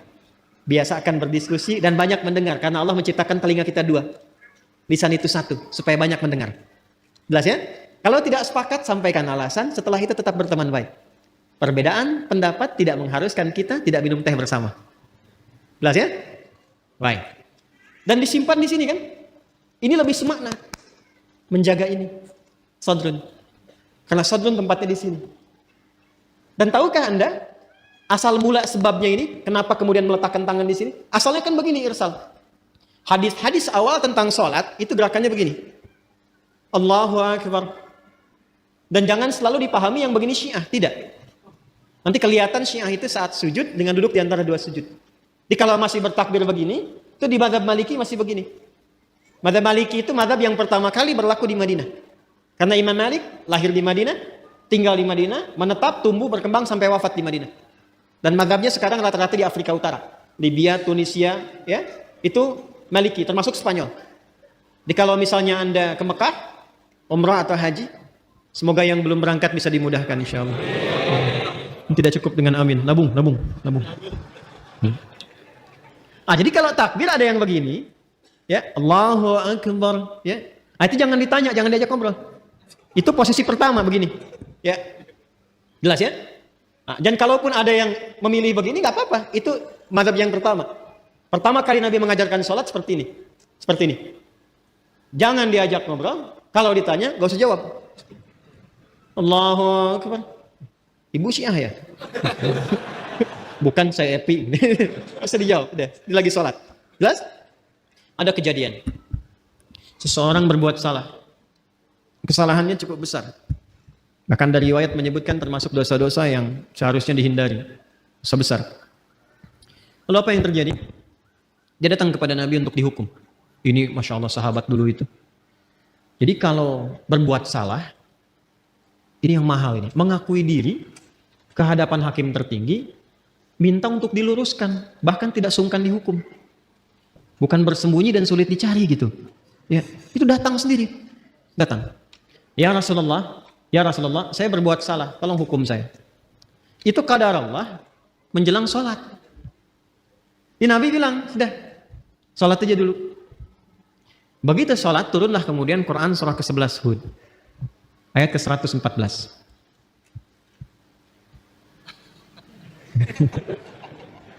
Quran surah ke-11 Hud ayat 114. Buka surahnya. Aqimis salata tarafain nahar wa zulafan minal lail. Innal hasanati yudhhibunas sayyi'at. Itu asalnya. Quran surah 11 ayat 114. Tunaikanlah salat di kedua sisi siang itu. Kemudian juga ke malamnya. Maksudnya 5 waktu. Nanti ini disinggung, ini bahasanya tinggi. Nanti yang seperti ini banyak, seperti di Al-Isra ayat 78. Aqimis salata liduluki syamsi ila ghasaqil laili wa qur'anan fajr. Lalu yang menarik ini, innal hasanati yudhhibnas sayyi'at. Semua salat yang dikerjakan itu disifati langsung oleh Allah dalam Al-Qur'an dengan nama hasanah. Innal hasanati yudhhibnas sayyi'at. Orang-orang yang mampu salat dengan benar itu akan melahirkan hasanah dan langsung menggugurkan kesalahan-kesalahannya. Jadi ayat ini sekaligus membebaskan si pelaku maksiat tadi, ya kan? Dalam ancaman hukuman itu langsung pembebasannya turun wahyu dari Allah. Dan diampuni sama Allah. Makanya ketika selesai sholat, Nabi tidak menghukum. Karena selesai masalahnya dengan taubatnya itu. Ya, selesai masalahnya. Makanya kalau ada persoalan, jangan semua masalah itu di-broadcast. Dibikin status. Diselesaikan. Curhat sama Allah atau minta solusi pada yang sekiranya memberikan solusi. Saya tarik lagi, apa hubungannya dengan ini? Jadi begitu selesai tuntas ini, salatnya ditunaikan, turunlah ampunan Allah Subhanahu wa taala dan disebut dengan hasanah. Innal hasanati yudhhibnas sayyi'at. Apa hubungan dengan pembahasan kita? Sangat nyambung.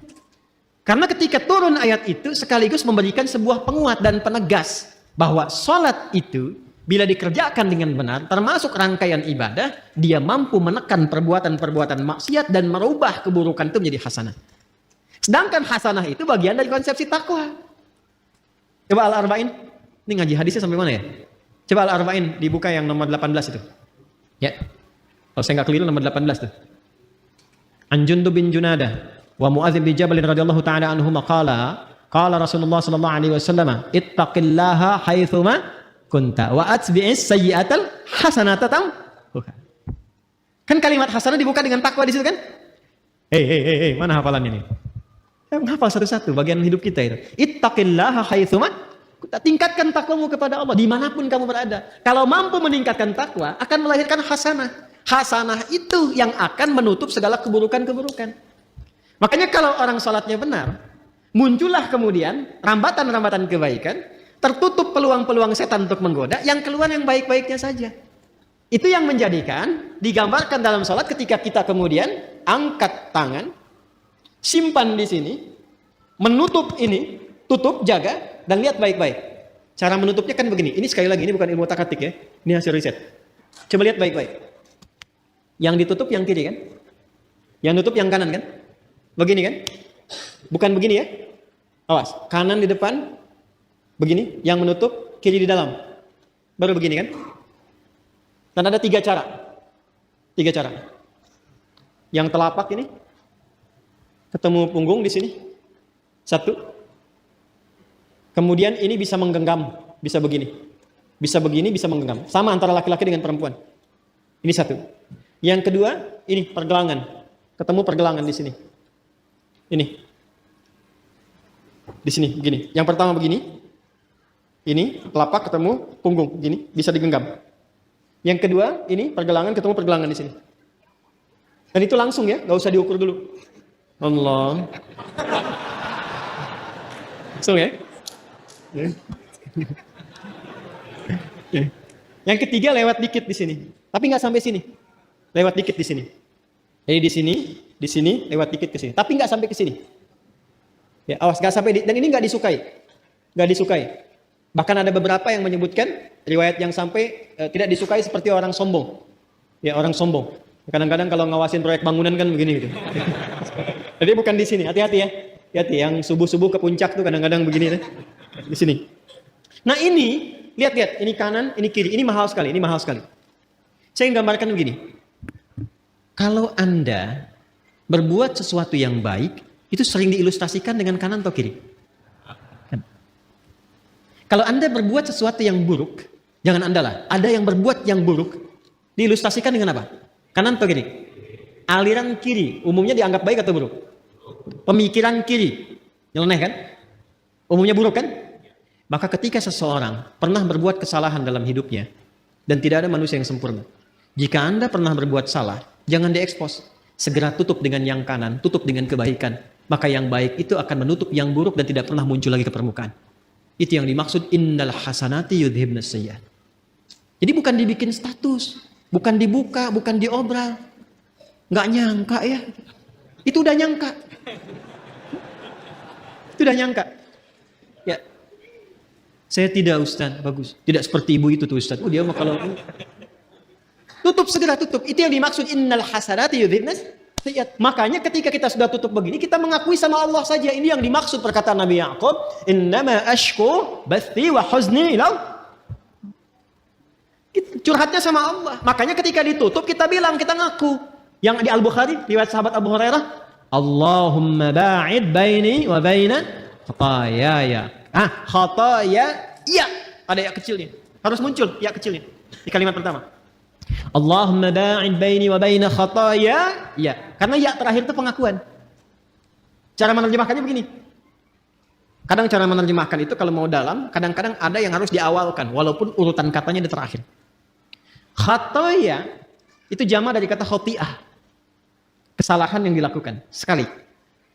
Kalau berkali-kali, khataaya, ya-nya panjang, khataaya. Kalau ada ya pendek di akhirnya, ya, gitu. Khataaya, ya. Ya terakhirnya itu mengakui, pengakuan. Salah. Jadi kita berkata begini dalam salat, begitu kita tutup begini, kita katakan, ya Allah, saya mengakui hamba ini banyak dosanya. Dan kita sedang menghadap Allah. Dan suasananya kita merasakan mungkin itu salat terakhir yang kita tunaikan. Kan bahasa Qur'annya begitu. Wa annahum ilaihi raji'un. Rasakan mungkin kamu berpulang dalam salat itu. Kan ingin husnul khatimah kan? Makanya kita katakan, ya Allah, aku ini hamba merasa banyak dosa. Sebelum sholat, mata salah lihat, lisan salah bicara, akal salah berpikir, sampai kaki salah melangkah. Tapi masih berani kita untuk bersujud kepada Allah. Makanya kita minta ampunan. Datang kita mengatakan, hamba mengakui banyak salah ya Allah. Tapi engkau itu maha pemaaf, maha pengampun. Maka hamba mohon, makanya pakai Allahumma. Allahumma itu ada ketawaduan di situ dan penuh harap. Ya, itu yang dimaksud Quran surah 7 ayat 205 itu. Wadhkur rabbaka fi nafsika tadarruan wa khifatan wa dunal jahri minal qaul. Kita mengharap ya Allah. Hamba mengakui banyak salah, banyak dosanya, namun engkau yang maha pengampun, pemaaf yang tanpa batas pemaafanmu. Mohon jauhkan antara hamba dan kesalahan-kesalahan hamba di akhirat nanti. sejauh timur dan barat yang tidak pernah tampak. Hamba nggak pengen lihat lagi. Karena di akhirat sekecil apapun ditampakkan. Wa may ya'mal mithqala dzarratin syarran yara. Kebaikan ditampakkan, keburukan pun tampak. Nah, kita tuh nggak ingin lihat lagi itu. Sekarang ditutupi pun segelintir orang nggak lihat. Tapi di akhirat diviralkan ke semua penghuni langit dan bumi. Makanya kalau nggak diperbaiki sekarang, mesti hati-hati. Cepat taubat dari sekarang. Untuk kita semua. Sebab kalau sudah alamnya berpindah, viralnya itu semua tahu. Oh. Adi Hidayat tuh begitu rupanya. Kelihatannya begini-begini, ternyata begitu. Begini, begitu. Begini, begitu. Kelihatan. Beda. Lain. Nah, kita nggak pengen itu tampak. Makanya pakai alif, ba'id. Ada pakai tasydid, ba'id. Ba'id sa'ni. Jam itu tolong jauhkan dariku. Pakai tasydid. Artinya jauhkan tapi masih kelihatan. Tapi kalau ba'id, jauhkan sejauh-jauhnya. Allah menaqqini minal khataya kama yunaqqa thawbul abyadu minad danas. Ya Allah, kalau dosa itu seperti kotoran yang melekat, noda yang melekat di pakaian, maka sekalipun ya Allah, mesti dibaikin bahasa kita ya, atau dicuci bersihkan aja. Allah maghsilhu bil ma'i wal thalji wal barad. Ya Allah, kalau perlu gunakan air yang dingin untuk membersihkan. Ini bahasa majas tinggi sekali. Ini bahasa taubat yang dalam. Makanya kalau kita merasakan itu, paham bacaannya, itu bisa kita menghadirkan kehusyuan itu luar biasa. Luar biasa. Ada lagi doa yang lain. Allahu Akbar kabira. Alhamdulillah katsira. Subhanallahi bukratan wa asila. Satu doa. Tambah lagi misalnya, wajjahtu wajhiya lilladzi fataras samawati wal arda hanifan muslima wa ma ana minal inna salati wa nusuki wa mahyaya wa mamati lillahi rabbil la syarika lahu bidzalika umirtu wa ana awwalul muslimin wa ana minal muslimin. Itu malaikat turun datang menjaga. Makanya Ali bin Abi Thalib sangat konsisten membaca doa itu dalam iftitahnya. Itu tinggi nilainya. Ya Allah, saya pasrah dalam sholat ini kepada pencipta penguasa langit dan bumi. Ya Allah, saya sholat selama ini. Saya ibadah selama ini. Saya hidup pun ya Allah. Atau engkau wafatkan aku saat sholat ini. Aku pasrah.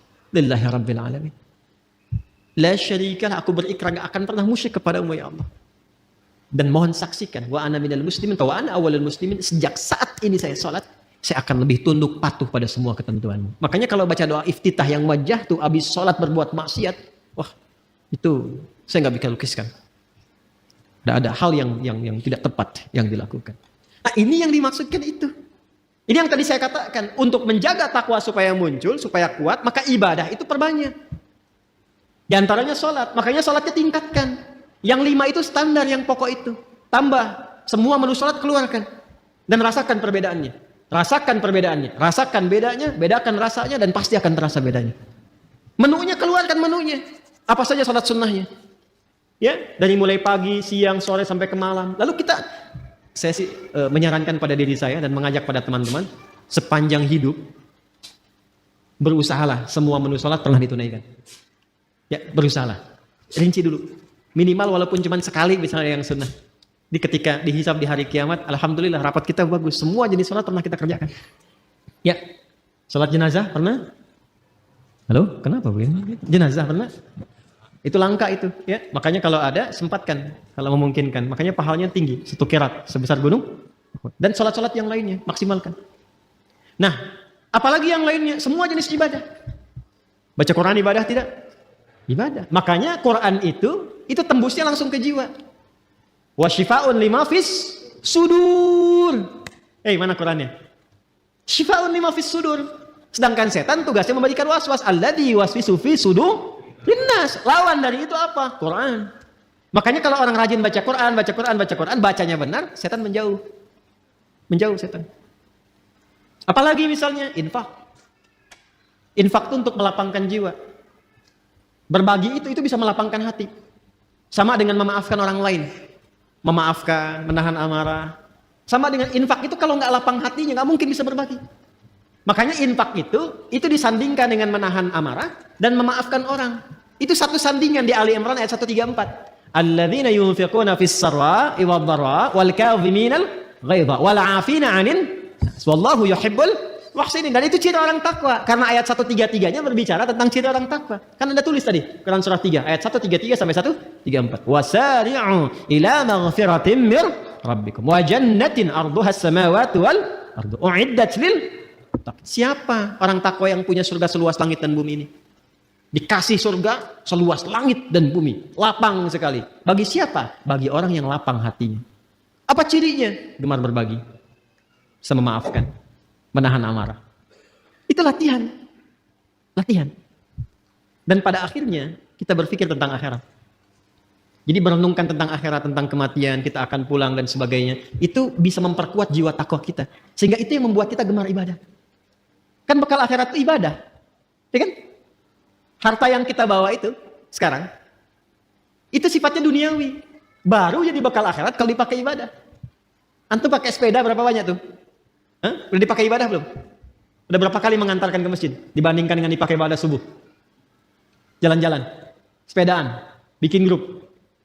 Kenapa grup yang nggak dibawa untuk ke masjid? Ikut ta'lim, pakai sepedanya. Hah? Pakai motornya. Apa jawab hisab di hadapan Allah di hari kiamat? Aku berikan nikmat kepadamu berupa nikmat A yang tidak aku berikan pada hamba yang lain. Dia nggak punya sepeda, jalan dengan kaki dan sendal jepitnya itu ke masjidku. Kamu aku kasih mobil A, mobil B, motor C, sampai sepeda yang paling mahal. Yang di bumi cuma ada satu. Nggak sanggup mengantarkan kau ke masjid. Belum bisa dipakai ibadah. Buka lemari. Lihat semua jenis pakaian yang ada di lemari itu. Udah dipakai ibadah belum? Kelihatannya sederhana. Tapi itu bisa meringankan hisab. Minimal pakai dulu ibadah. Ya, saya mencoba membiasakan begitu. Jadi kalau ada apapun itu, baju, walaupun cuma kaos, pakai, tutup lagi, pakai sholat dulu. Jadi ketika ditanya ya di hidayat, ada nikmatku di hari, ya Allah Engkau maha mengetahui ya Allah. Mulut kan dikunci, bajunya bicara. Dan dia bersaksi, aku pertama kali dipakai ya Allah, sholat, menyembahmu, sujud kepadamu. Wah itu indah tuh, tenang hati kita tuh. Tenang. Nah sekarang, malam ini tinggal kita evaluasi diri. Apakah pancaran-pancaran itu sudah keluar dari ekspresi tubuh kita dari ujung kepala sampai ujung kaki? Itu yang dijaga, dimaksimalkan sampai kita berpulang. Bila kita mampu berlatih itu, yang pertama Allah berikan ke dalam jiwa tanda-tanda mendapatkan perubahan itu, tanda-tandanya, pertama diberikan ketenangan dulu. Ketenangan. Makanya kata sodrun, itu dilekatkan dengan insyirah, syarah. Syarah itu lapang, tenang, nyaman. Nabi ketika mendapatkan ketenangan, turun Quran surah Al-Insyirah. Surah 95 itu kan? 94, 95 At-Tin. Ya. Alam nashrah laka sadra. Itu kan sadrun. Ya, alam nashrah laka. Bukankah sudah kami lapangkan keadaan jiwamu ya Muhammad sallallahu alaihi wasallam? Makanya bedanya Nabi Muhammad dengan Nabi Musa digambarkan di Quran. Lapang Nabi Muhammad lebih lapang. Nabi Musa itu sebelum berdakwah ke Firaun, doa dulu. Rabbi syrahli sadri. Qala rabbi syrahli. Quran surah apa? Taha. Ayat berapa? 25. Kan? Qala rabbi syrahli sadri. Wa yassirli amri. Wahlul 'uqdatam yafqahu. Ya Allah lapangkan hatiku supaya kalau dikasih maki Firaun karena hatinya lapang enggak banyak berefek. Sebab kalau berefek sedikit saja Nabi Musa tersinggung keluar kata-kata jadi karena beliau nabi. Firaun ya Allah keterlaluan nih. Wafatkan aja sekarang, wafat. Hikmah enggak tampak. Ya. Jadi beliau berdoa, Rabbi syrahli sadri. Berdoa dikabulkan. Nabi Muhammad enggak minta turun ayat alam nashrah laka sadri. Nabi Musa berdoa, wa yassirli amri. Dikabulkan. Nabi Muhammad enggak minta turun ayat wa nuyassiruka lil yusra. Wa yassirli amri wa nuyassiruka lil yusra. Itulah keindahannya. Nah itu diwariskan kepada kita ajaran-ajaran itu. Karena itu beruntung umat Nabi Muhammad itu. Dan alhamdulillah, saya kalau melihat karakteristik di Indonesia itu Masya Allah. Bakat-bakat kemuliaannya itu tinggi. Bakat baiknya ada. Tinggal peningkatannya dan penempatannya dengan cara yang benar. Ya, di luar itu hujan besar, banjir, bisa banyak gelisah. Di Jepang itu banjir bisa bunuh diri. Di kita banjir pakai berenang. Hujan-hujanan. Nah, jadi sekarang tugasnya kita keluarkan lagi. Sampai pertama hati lapang dulu. Nah, jiwa kalau sudah lapang, kelapangan ini bagian terakhir. Maaf ya, di bagian terakhir. Kelapangan yang diperoleh dari hasil ibadah, itu disebut tumakninah namanya. Apa namanya? Ingat, ada sakinah, ada tumakninah. Beda. Sakinah itu kelapangan yang diperoleh setelah masalah itu hilang. Sedang ada masalah nih. Tuntas masalahnya. Biasanya kalau masalah selesai, hati lapang kan? Nah, kelapangan hati setelah masalah itu hilang, itu disebut sakinah namanya. Ya. Iya. Ibu berharap sakinah di rumah tangga? Bapak, teman-teman berharap sakinah di rumah tangga? Samara itu kan sakinah, mawadah, dan rahmah. Ingin dapat sakinah? Nah, berarti ingin punya masalah. Nanti setelah hilang itu, ada ketenangan, itulah sakinah. Tumaninah beda, ketenangan yang diraih lewat proses ibadah. Karena itu dalam sholat, kita kenal ada tumaninah, bukan sakinah. Coba lihat, ada tumaninah dalam ruku ada? Tumaninah dalam sujud ada? Maksudnya apa? Ruku sampai tenang. Ingat, ini kadang, mohon maaf, saya tidak bermaksud menyalahkan. Hanya mungkin kurang lengkap dalam memahami. Ya, hatta tatma'inna raki'an, sampai kamu tenang dalam ruku itu, maksudnya begini, ruku, sampai merasakan ketenangan. Darah mengalir dulu, enak, sudah posisi yang enak, baca doa, doanya teresap dalam jiwa, sudah dapat ketenangan itu baru bangkit i'tidal. Makanya Nabi itu kadang-kadang rukunya lama. Tapi proporsional kalau sedang sholat berjamaah. Sangat proporsional. Itu yang dimaksudkan. Latihan-latihan tumakninah itu yang dilakukan dalam ibadah itu nanti akan melahirkan ketenangan kepada kolbu. Sifatnya nanti terbawa, kolbunya itu menjadi tenang. Itu yang dimaksud Quran surah 13 ayat 28. Ala bidzikrillahi tatmainnul. Yakinkan pada dirimu, semakin banyak zikirnya, hati menjadi tenang. Dan semua ibadah itu di Quran disebut zikir. Salat disebut zikir, Quran surah ke-20 ayat 14. Wa aqimis sholata lidzikri. Baca Quran disebut zikir karena Qurannya pun zikir. Quran surah 15 Al-Hijr ayat 9. Inna nahnu nazzalna dzikra wa inna lahu lahafizun. Menghafal Quran disebut zikir. 4 kali disebutkan. Quran surah 54 ayat 17, 22, 32, 40. Walaqad yassarnal Qur'ana lidzikri fahal min muddakir. Berdoa disebut zikir. Makanya kalau kita sedang berdoa, hati cenderung lebih tenang. Punya masalah, terus kita berdoa. Bukankah setidaknya ada ketenangan dalam jiwa? Karena itu doa disebut zikir. Quran surah 7 ayat 205. Wadhkur rabbaka fi nafsika. Ya, tadarruan wa khifatan wa dunal jahri minal qaul. Ba'da salat kita zikir kan? Subhanallah, alhamdulillah, Allahu akbar sampai tenang itu. Ya kan? Itu ada di Quran surah 4 ayat 103. Fa idza qadaitumus salata fadhkurullaha qiyaman wa qu'udan wa 'ala junubikum. Itu zikir. Apa manfaat zikir? Ala bi dzikrillah tatmainnul qulub. Qalbunya menjadi tenang. Ketika qalbu tenang, nafas ikut tenang karena nafas itu ada dalam qalbu. Maka sifat nafasnya akan berubah. Latihannya tumakninah. Ketika sering tumakninah, maka sifat tumakninah akan melekat kepada nafas. Maka berubahlah sifat nafas menjadi mutmainnah. Kalau ini dijaga sampai meninggal, sampai pulang, itu panggilannya tinggi di sisi Allah. Dihargai betul kita. Dan dipanggil ketenangan jiwa itu. Maka turunlah Quran surah ke-89 ayat 27 sampai 30 itu. Ya ayyatuhan nafsul mutmainnah. Irji'i ila rabbiki radiyatan mardiyah. Fadkhuli fi ibadi wadkhuli jannati. Jannah di situ mau yang mana? Kata Allah, jadi bagian hambaku masuk surgaku. Nah, surga yang kita harapkan itu, yang dipanggil oleh Allah, ditampakkan. Kan di hari kiamat tuh, bukan sekedar hari kiamat, saat sakaratul maut itu ada yang ditampakkan oleh Allah. Makanya Sayyidah Asyah radhiyallahu ta'ala anha, ya kan? Rahimahullah, istrinya Firaun. Itu kan di akhir sakaratul mautnya, saat beliau diancam siksa oleh Firaun itu, apa yang terjadi dan diabadikan di Quran kan? Rabbi ibnili, mana Qurannya? Baitan indaka fil jannah wa najjini min fir'auna wa amalihi. Ya Allah, bangunkan aku satu rumah di surga. Kan? Ya Allah, aku ridha, aku berislam di tengah-tengah banyak ancaman dan hukuman bahkan siksaan sekarang. Aku ridha ya Allah. Aku ridha, aku menerima semua itu sepanjang itu adalah bagian dari ketentuan. Mohon dengan segala ketulusan dan keridhaan perjuangan ini, berikan aku satu rumah di surga. Ditampakkan langsung. Makanya ketika ditampakkan senyum, riwayatnya kan begitu. Ya, riwayatnya kan begitu. Coba lihat di kitab Al-Bidayah wa Nihayah itu. Jilid yang kedua. Ada 21 jilid yang kedua. Itu kisahnya Nabi Musa dan turunannya. Itu senyum. Makanya ketika senyum itu diperlihatkan itu. Ketika senyum, komen Firaun. Kita langsung dislike. Apa komennya? Ini perempuan mau disiksa kok senyum. Firaun nggak tahu apa yang dia lihat pada saat itu. Maka ditampakkanlah kenikmatannya, tenang, senyum. Ketenangan itu yang menjadikan pulangnya tak terasa. Seperti rambut yang ditarik dari adonan yang sangat lembut itu. Halus. Ya kan? Ada yang lagi tiduran, tiba-tiba tidur untuk selamanya. Hati-hati yang lagi tiduran. Yang lagi baca Quran, ada yang lagi sujud meninggal. Ya kan? Ya. Luar biasa tuh. Nah, itu yang dimaksudkan. Jadi semua nyambung. Nah, fadkhuli jannati, masuk ke surgaku. Surga yang mana yang dimasuki? Itu bergantung pada latihan ibadah kita untuk membentuk karakter nafsu mutmainah tadi. Makanya orang-orang yang masuk surga Firdaus pun latihannya nggak jauh dari sholat, dari zakat, menahan nafsu.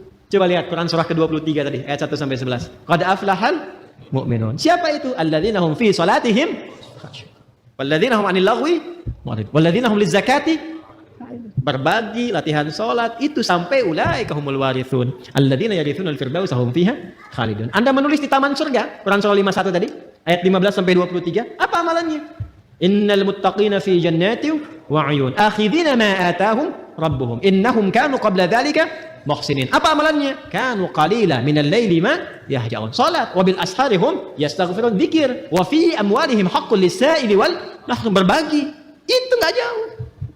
Makanya hidup tuh itu aja yang dikeluarkan. Keluarkan kurikulum surganya, konsisten ikuti sampai meninggal, nggak susah. Itu aja. Kok meninggal juga? Oh, meninggal. Meninggal. Sama kita semua. CM, calon meninggal. Ya. Pasti meninggal kan? Sudah tahu akan meninggal, kenapa nggak disiapin? Anda kalau sudah tahu mendung di luar, kan hujan, dan terlihat sudah mulai ada, airnya sudah mulai jatuh-jatuh, bukankah Anda siap-siap? Manusia ini kadang-kadang aneh gitu, logika berpikirnya. Udah tahu mau meninggal, tapi nggak siap-siap buat meninggalnya. Dan kita ini beruntung jadi muslim, karena sebelum meninggal sudah dikabari bekal-bekal untuk persiapan meninggal. Dan diinfokan alam setelah meninggal. Temukan dimanapun, Anda nggak akan temukan keterangan bab-bab tentang pasca kematian, ada apa, tahap stepnya kemana, bagaimana hasilnya, dan seterusnya. Alhamdulillah, segala puji hanya milik Allah yang telah memberikan kita kesempatan untuk mendengarkan dan merenungkan ceramah yang penuh dengan hikmah ini. Pada kesempatan kali ini, kita telah menyimak bersama penjelasan Ustadz Adi Hidayat mengenai kehidupan yang penuh dengan ketenangan, takwa, dan tujuan yang jelas dalam menghadapi setiap ujian hidup. Betapa pentingnya bagi kita semua untuk menjalani hidup dengan penuh kesadaran bahwa setiap masalah yang datang adalah ujian dari Allah, dan sejatinya tiap ujian dalam hidup memiliki tujuan yang baik. Ujian hidup ini bukan untuk membuat kita terjatuh, tetapi untuk membentuk kita menjadi pribadi yang lebih kuat, lebih sabar, dan lebih dekat dengan Allah. Dari ceramah Ustadz Adi Hidayat, kita diajarkan untuk membangun keyakinan diri dalam menghadapi setiap ujian. Allah tidak akan memberikan ujian yang melebihi kemampuan hambanya, dan setiap ujian yang datang pasti memiliki solusi yang sudah Allah siapkan. Ini adalah bagian dari kasih sayang Allah kepada kita. Allah tidak akan membiarkan hambanya tanpa pertolongan, karena Allah Maha Pengasih dan Maha Penyayang. Ustadz Adi Hidayat juga menjelaskan dengan sangat jelas tentang konsep takwa. Takwa bukan hanya sekedar menjalankan ibadah ritual seperti salat, tetapi takwa adalah sebuah kualitas hidup yang mencakup sikap kita dalam berinteraksi dengan sesama, menjaga kehormatan diri, dan selalu berusaha untuk memperbaiki diri. Takwa adalah akumulasi dari sifat-sifat baik yang dimiliki oleh setiap manusia yang berusaha untuk mendekatkan diri kepada Allah. Takwa menjadikan kita lebih sabar dalam menghadapi tantangan, lebih rendah hati dalam kehidupan sosial, dan lebih ikhlas dalam menerima segala ketentuan Allah. Bahkan, dalam menghadapi masalah besar sekalipun, kita tidak perlu takut atau khawatir. Ketenangan yang sejati hanya datang ketika kita benar-benar yakin bahwa kita dapat menyelesaikan masalah tersebut dengan bantuan Allah. Ketika kita mengikuti petunjuk Allah, kita akan menemukan kedamaian dalam setiap langkah kita. Begitu pula ketika kita mendekatkan diri kepadanya melalui salat dan doa, kita akan merasakan ketenangan yang luar biasa yang tidak bisa didapatkan dari hal-hal duniawi lainnya. Salah satu hal yang sangat penting untuk kita renungkan adalah bagaimana Ustadz Adi Hidayat menjelaskan tentang ketenangan jiwa. Kehidupan yang tenang dan damai itu bukan datang begitu saja tanpa usaha. Ketenangan datang ketika kita menerima kenyataan hidup dan selalu berusaha untuk kembali kepada Allah, berdoa, dan memohon petunjuknya. Setiap ujian yang datang bukan untuk membuat kita terpuruk, tetapi untuk mengingatkan kita agar semakin mendekatkan diri kepada Allah. Ketika kita menghadapi ujian, seringkali kita merasa cemas dan khawatir tentang masa depan kita. Namun, Ustadz Adi Hidayat mengingatkan kita bahwa kita harus selalu yakin bahwa setiap masalah pasti ada solusinya. Allah tidak pernah memberikan ujian lebih dari yang bisa kita tanggung. Dengan keyakinan ini, kita dapat lebih mudah menjalani hidup dengan tenang dan tidak terjebak dalam kegelisahan. Melalui ceramah ini, kita juga belajar bahwa hidup ini bukan hanya tentang mengejar materi dan kesenangan duniawi, tetapi tentang bagaimana kita bisa memperbaiki diri dan menjalankan misi hidup kita di bumi ini sesuai dengan petunjuk Allah. Ustadz Adi Hidayat menjelaskan bahwa kita diutus ke dunia ini untuk memakmurkan bumi dan melaksanakan ibadah dengan penuh keikhlasan. Setiap tugas yang kita emban di dunia ini adalah bagian dari ibadah kita kepada Allah. Bahkan, pekerjaan sehari-hari yang kita lakukan, jika niat kita benar dan sesuai dengan petunjuk Allah, bisa menjadi ladang pahala. Penting untuk diingat bahwa konsep hidup yang tenang ini datang dari pemahaman yang mendalam tentang takwa. Takwa yang sejati adalah takwa yang mendalam dalam jiwa kita, yang tercermin dalam setiap tindakan dan keputusan yang kita buat. Ketika kita memiliki takwa yang kuat, kita akan menjalani hidup ini dengan penuh rasa syukur, sabar, dan optimis. Bahkan ketika dunia terasa penuh dengan masalah, kita tetap harus yakin bahwa Allah selalu ada bersama kita. Dengan keyakinan ini, kita akan lebih mudah menjalani kehidupan dengan senyuman dan penuh harapan. Setiap kesulitan yang datang akan terasa ringan jika kita menghadapi dengan hati yang penuh dengan ketenangan dan keyakinan pada Allah. Jika kamu merasa bahwa ceramah ini memberikan manfaat dan membuka hati kita untuk lebih memahami makna kehidupan yang penuh dengan ketenangan dan takwa, mari kita sebarkan kebaikan ini kepada orang lain. Like, share, dan subscribe channel ini agar lebih banyak orang yang bisa mendapatkan manfaat yang sama. Jangan lupa juga untuk mendoakan Ustadz Adi Hidayat. Semoga beliau selalu diberi kesehatan, kekuatan, dan keberkahan dalam setiap langkah dakwahnya. Tulis doa terbaik Anda untuk Ustadz Adi Hidayat di kolom komentar. Karena setiap doa yang kita panjatkan untuk orang lain akan kembali kepada kita dengan kebaikan dan pahala. Semoga Allah memberikan rahmatnya kepada kita semua dan menjadikan hidup kita penuh dengan ketenangan, kebahagiaan, dan keberkahan. Terima kasih telah menyaksikan video ini hingga akhir.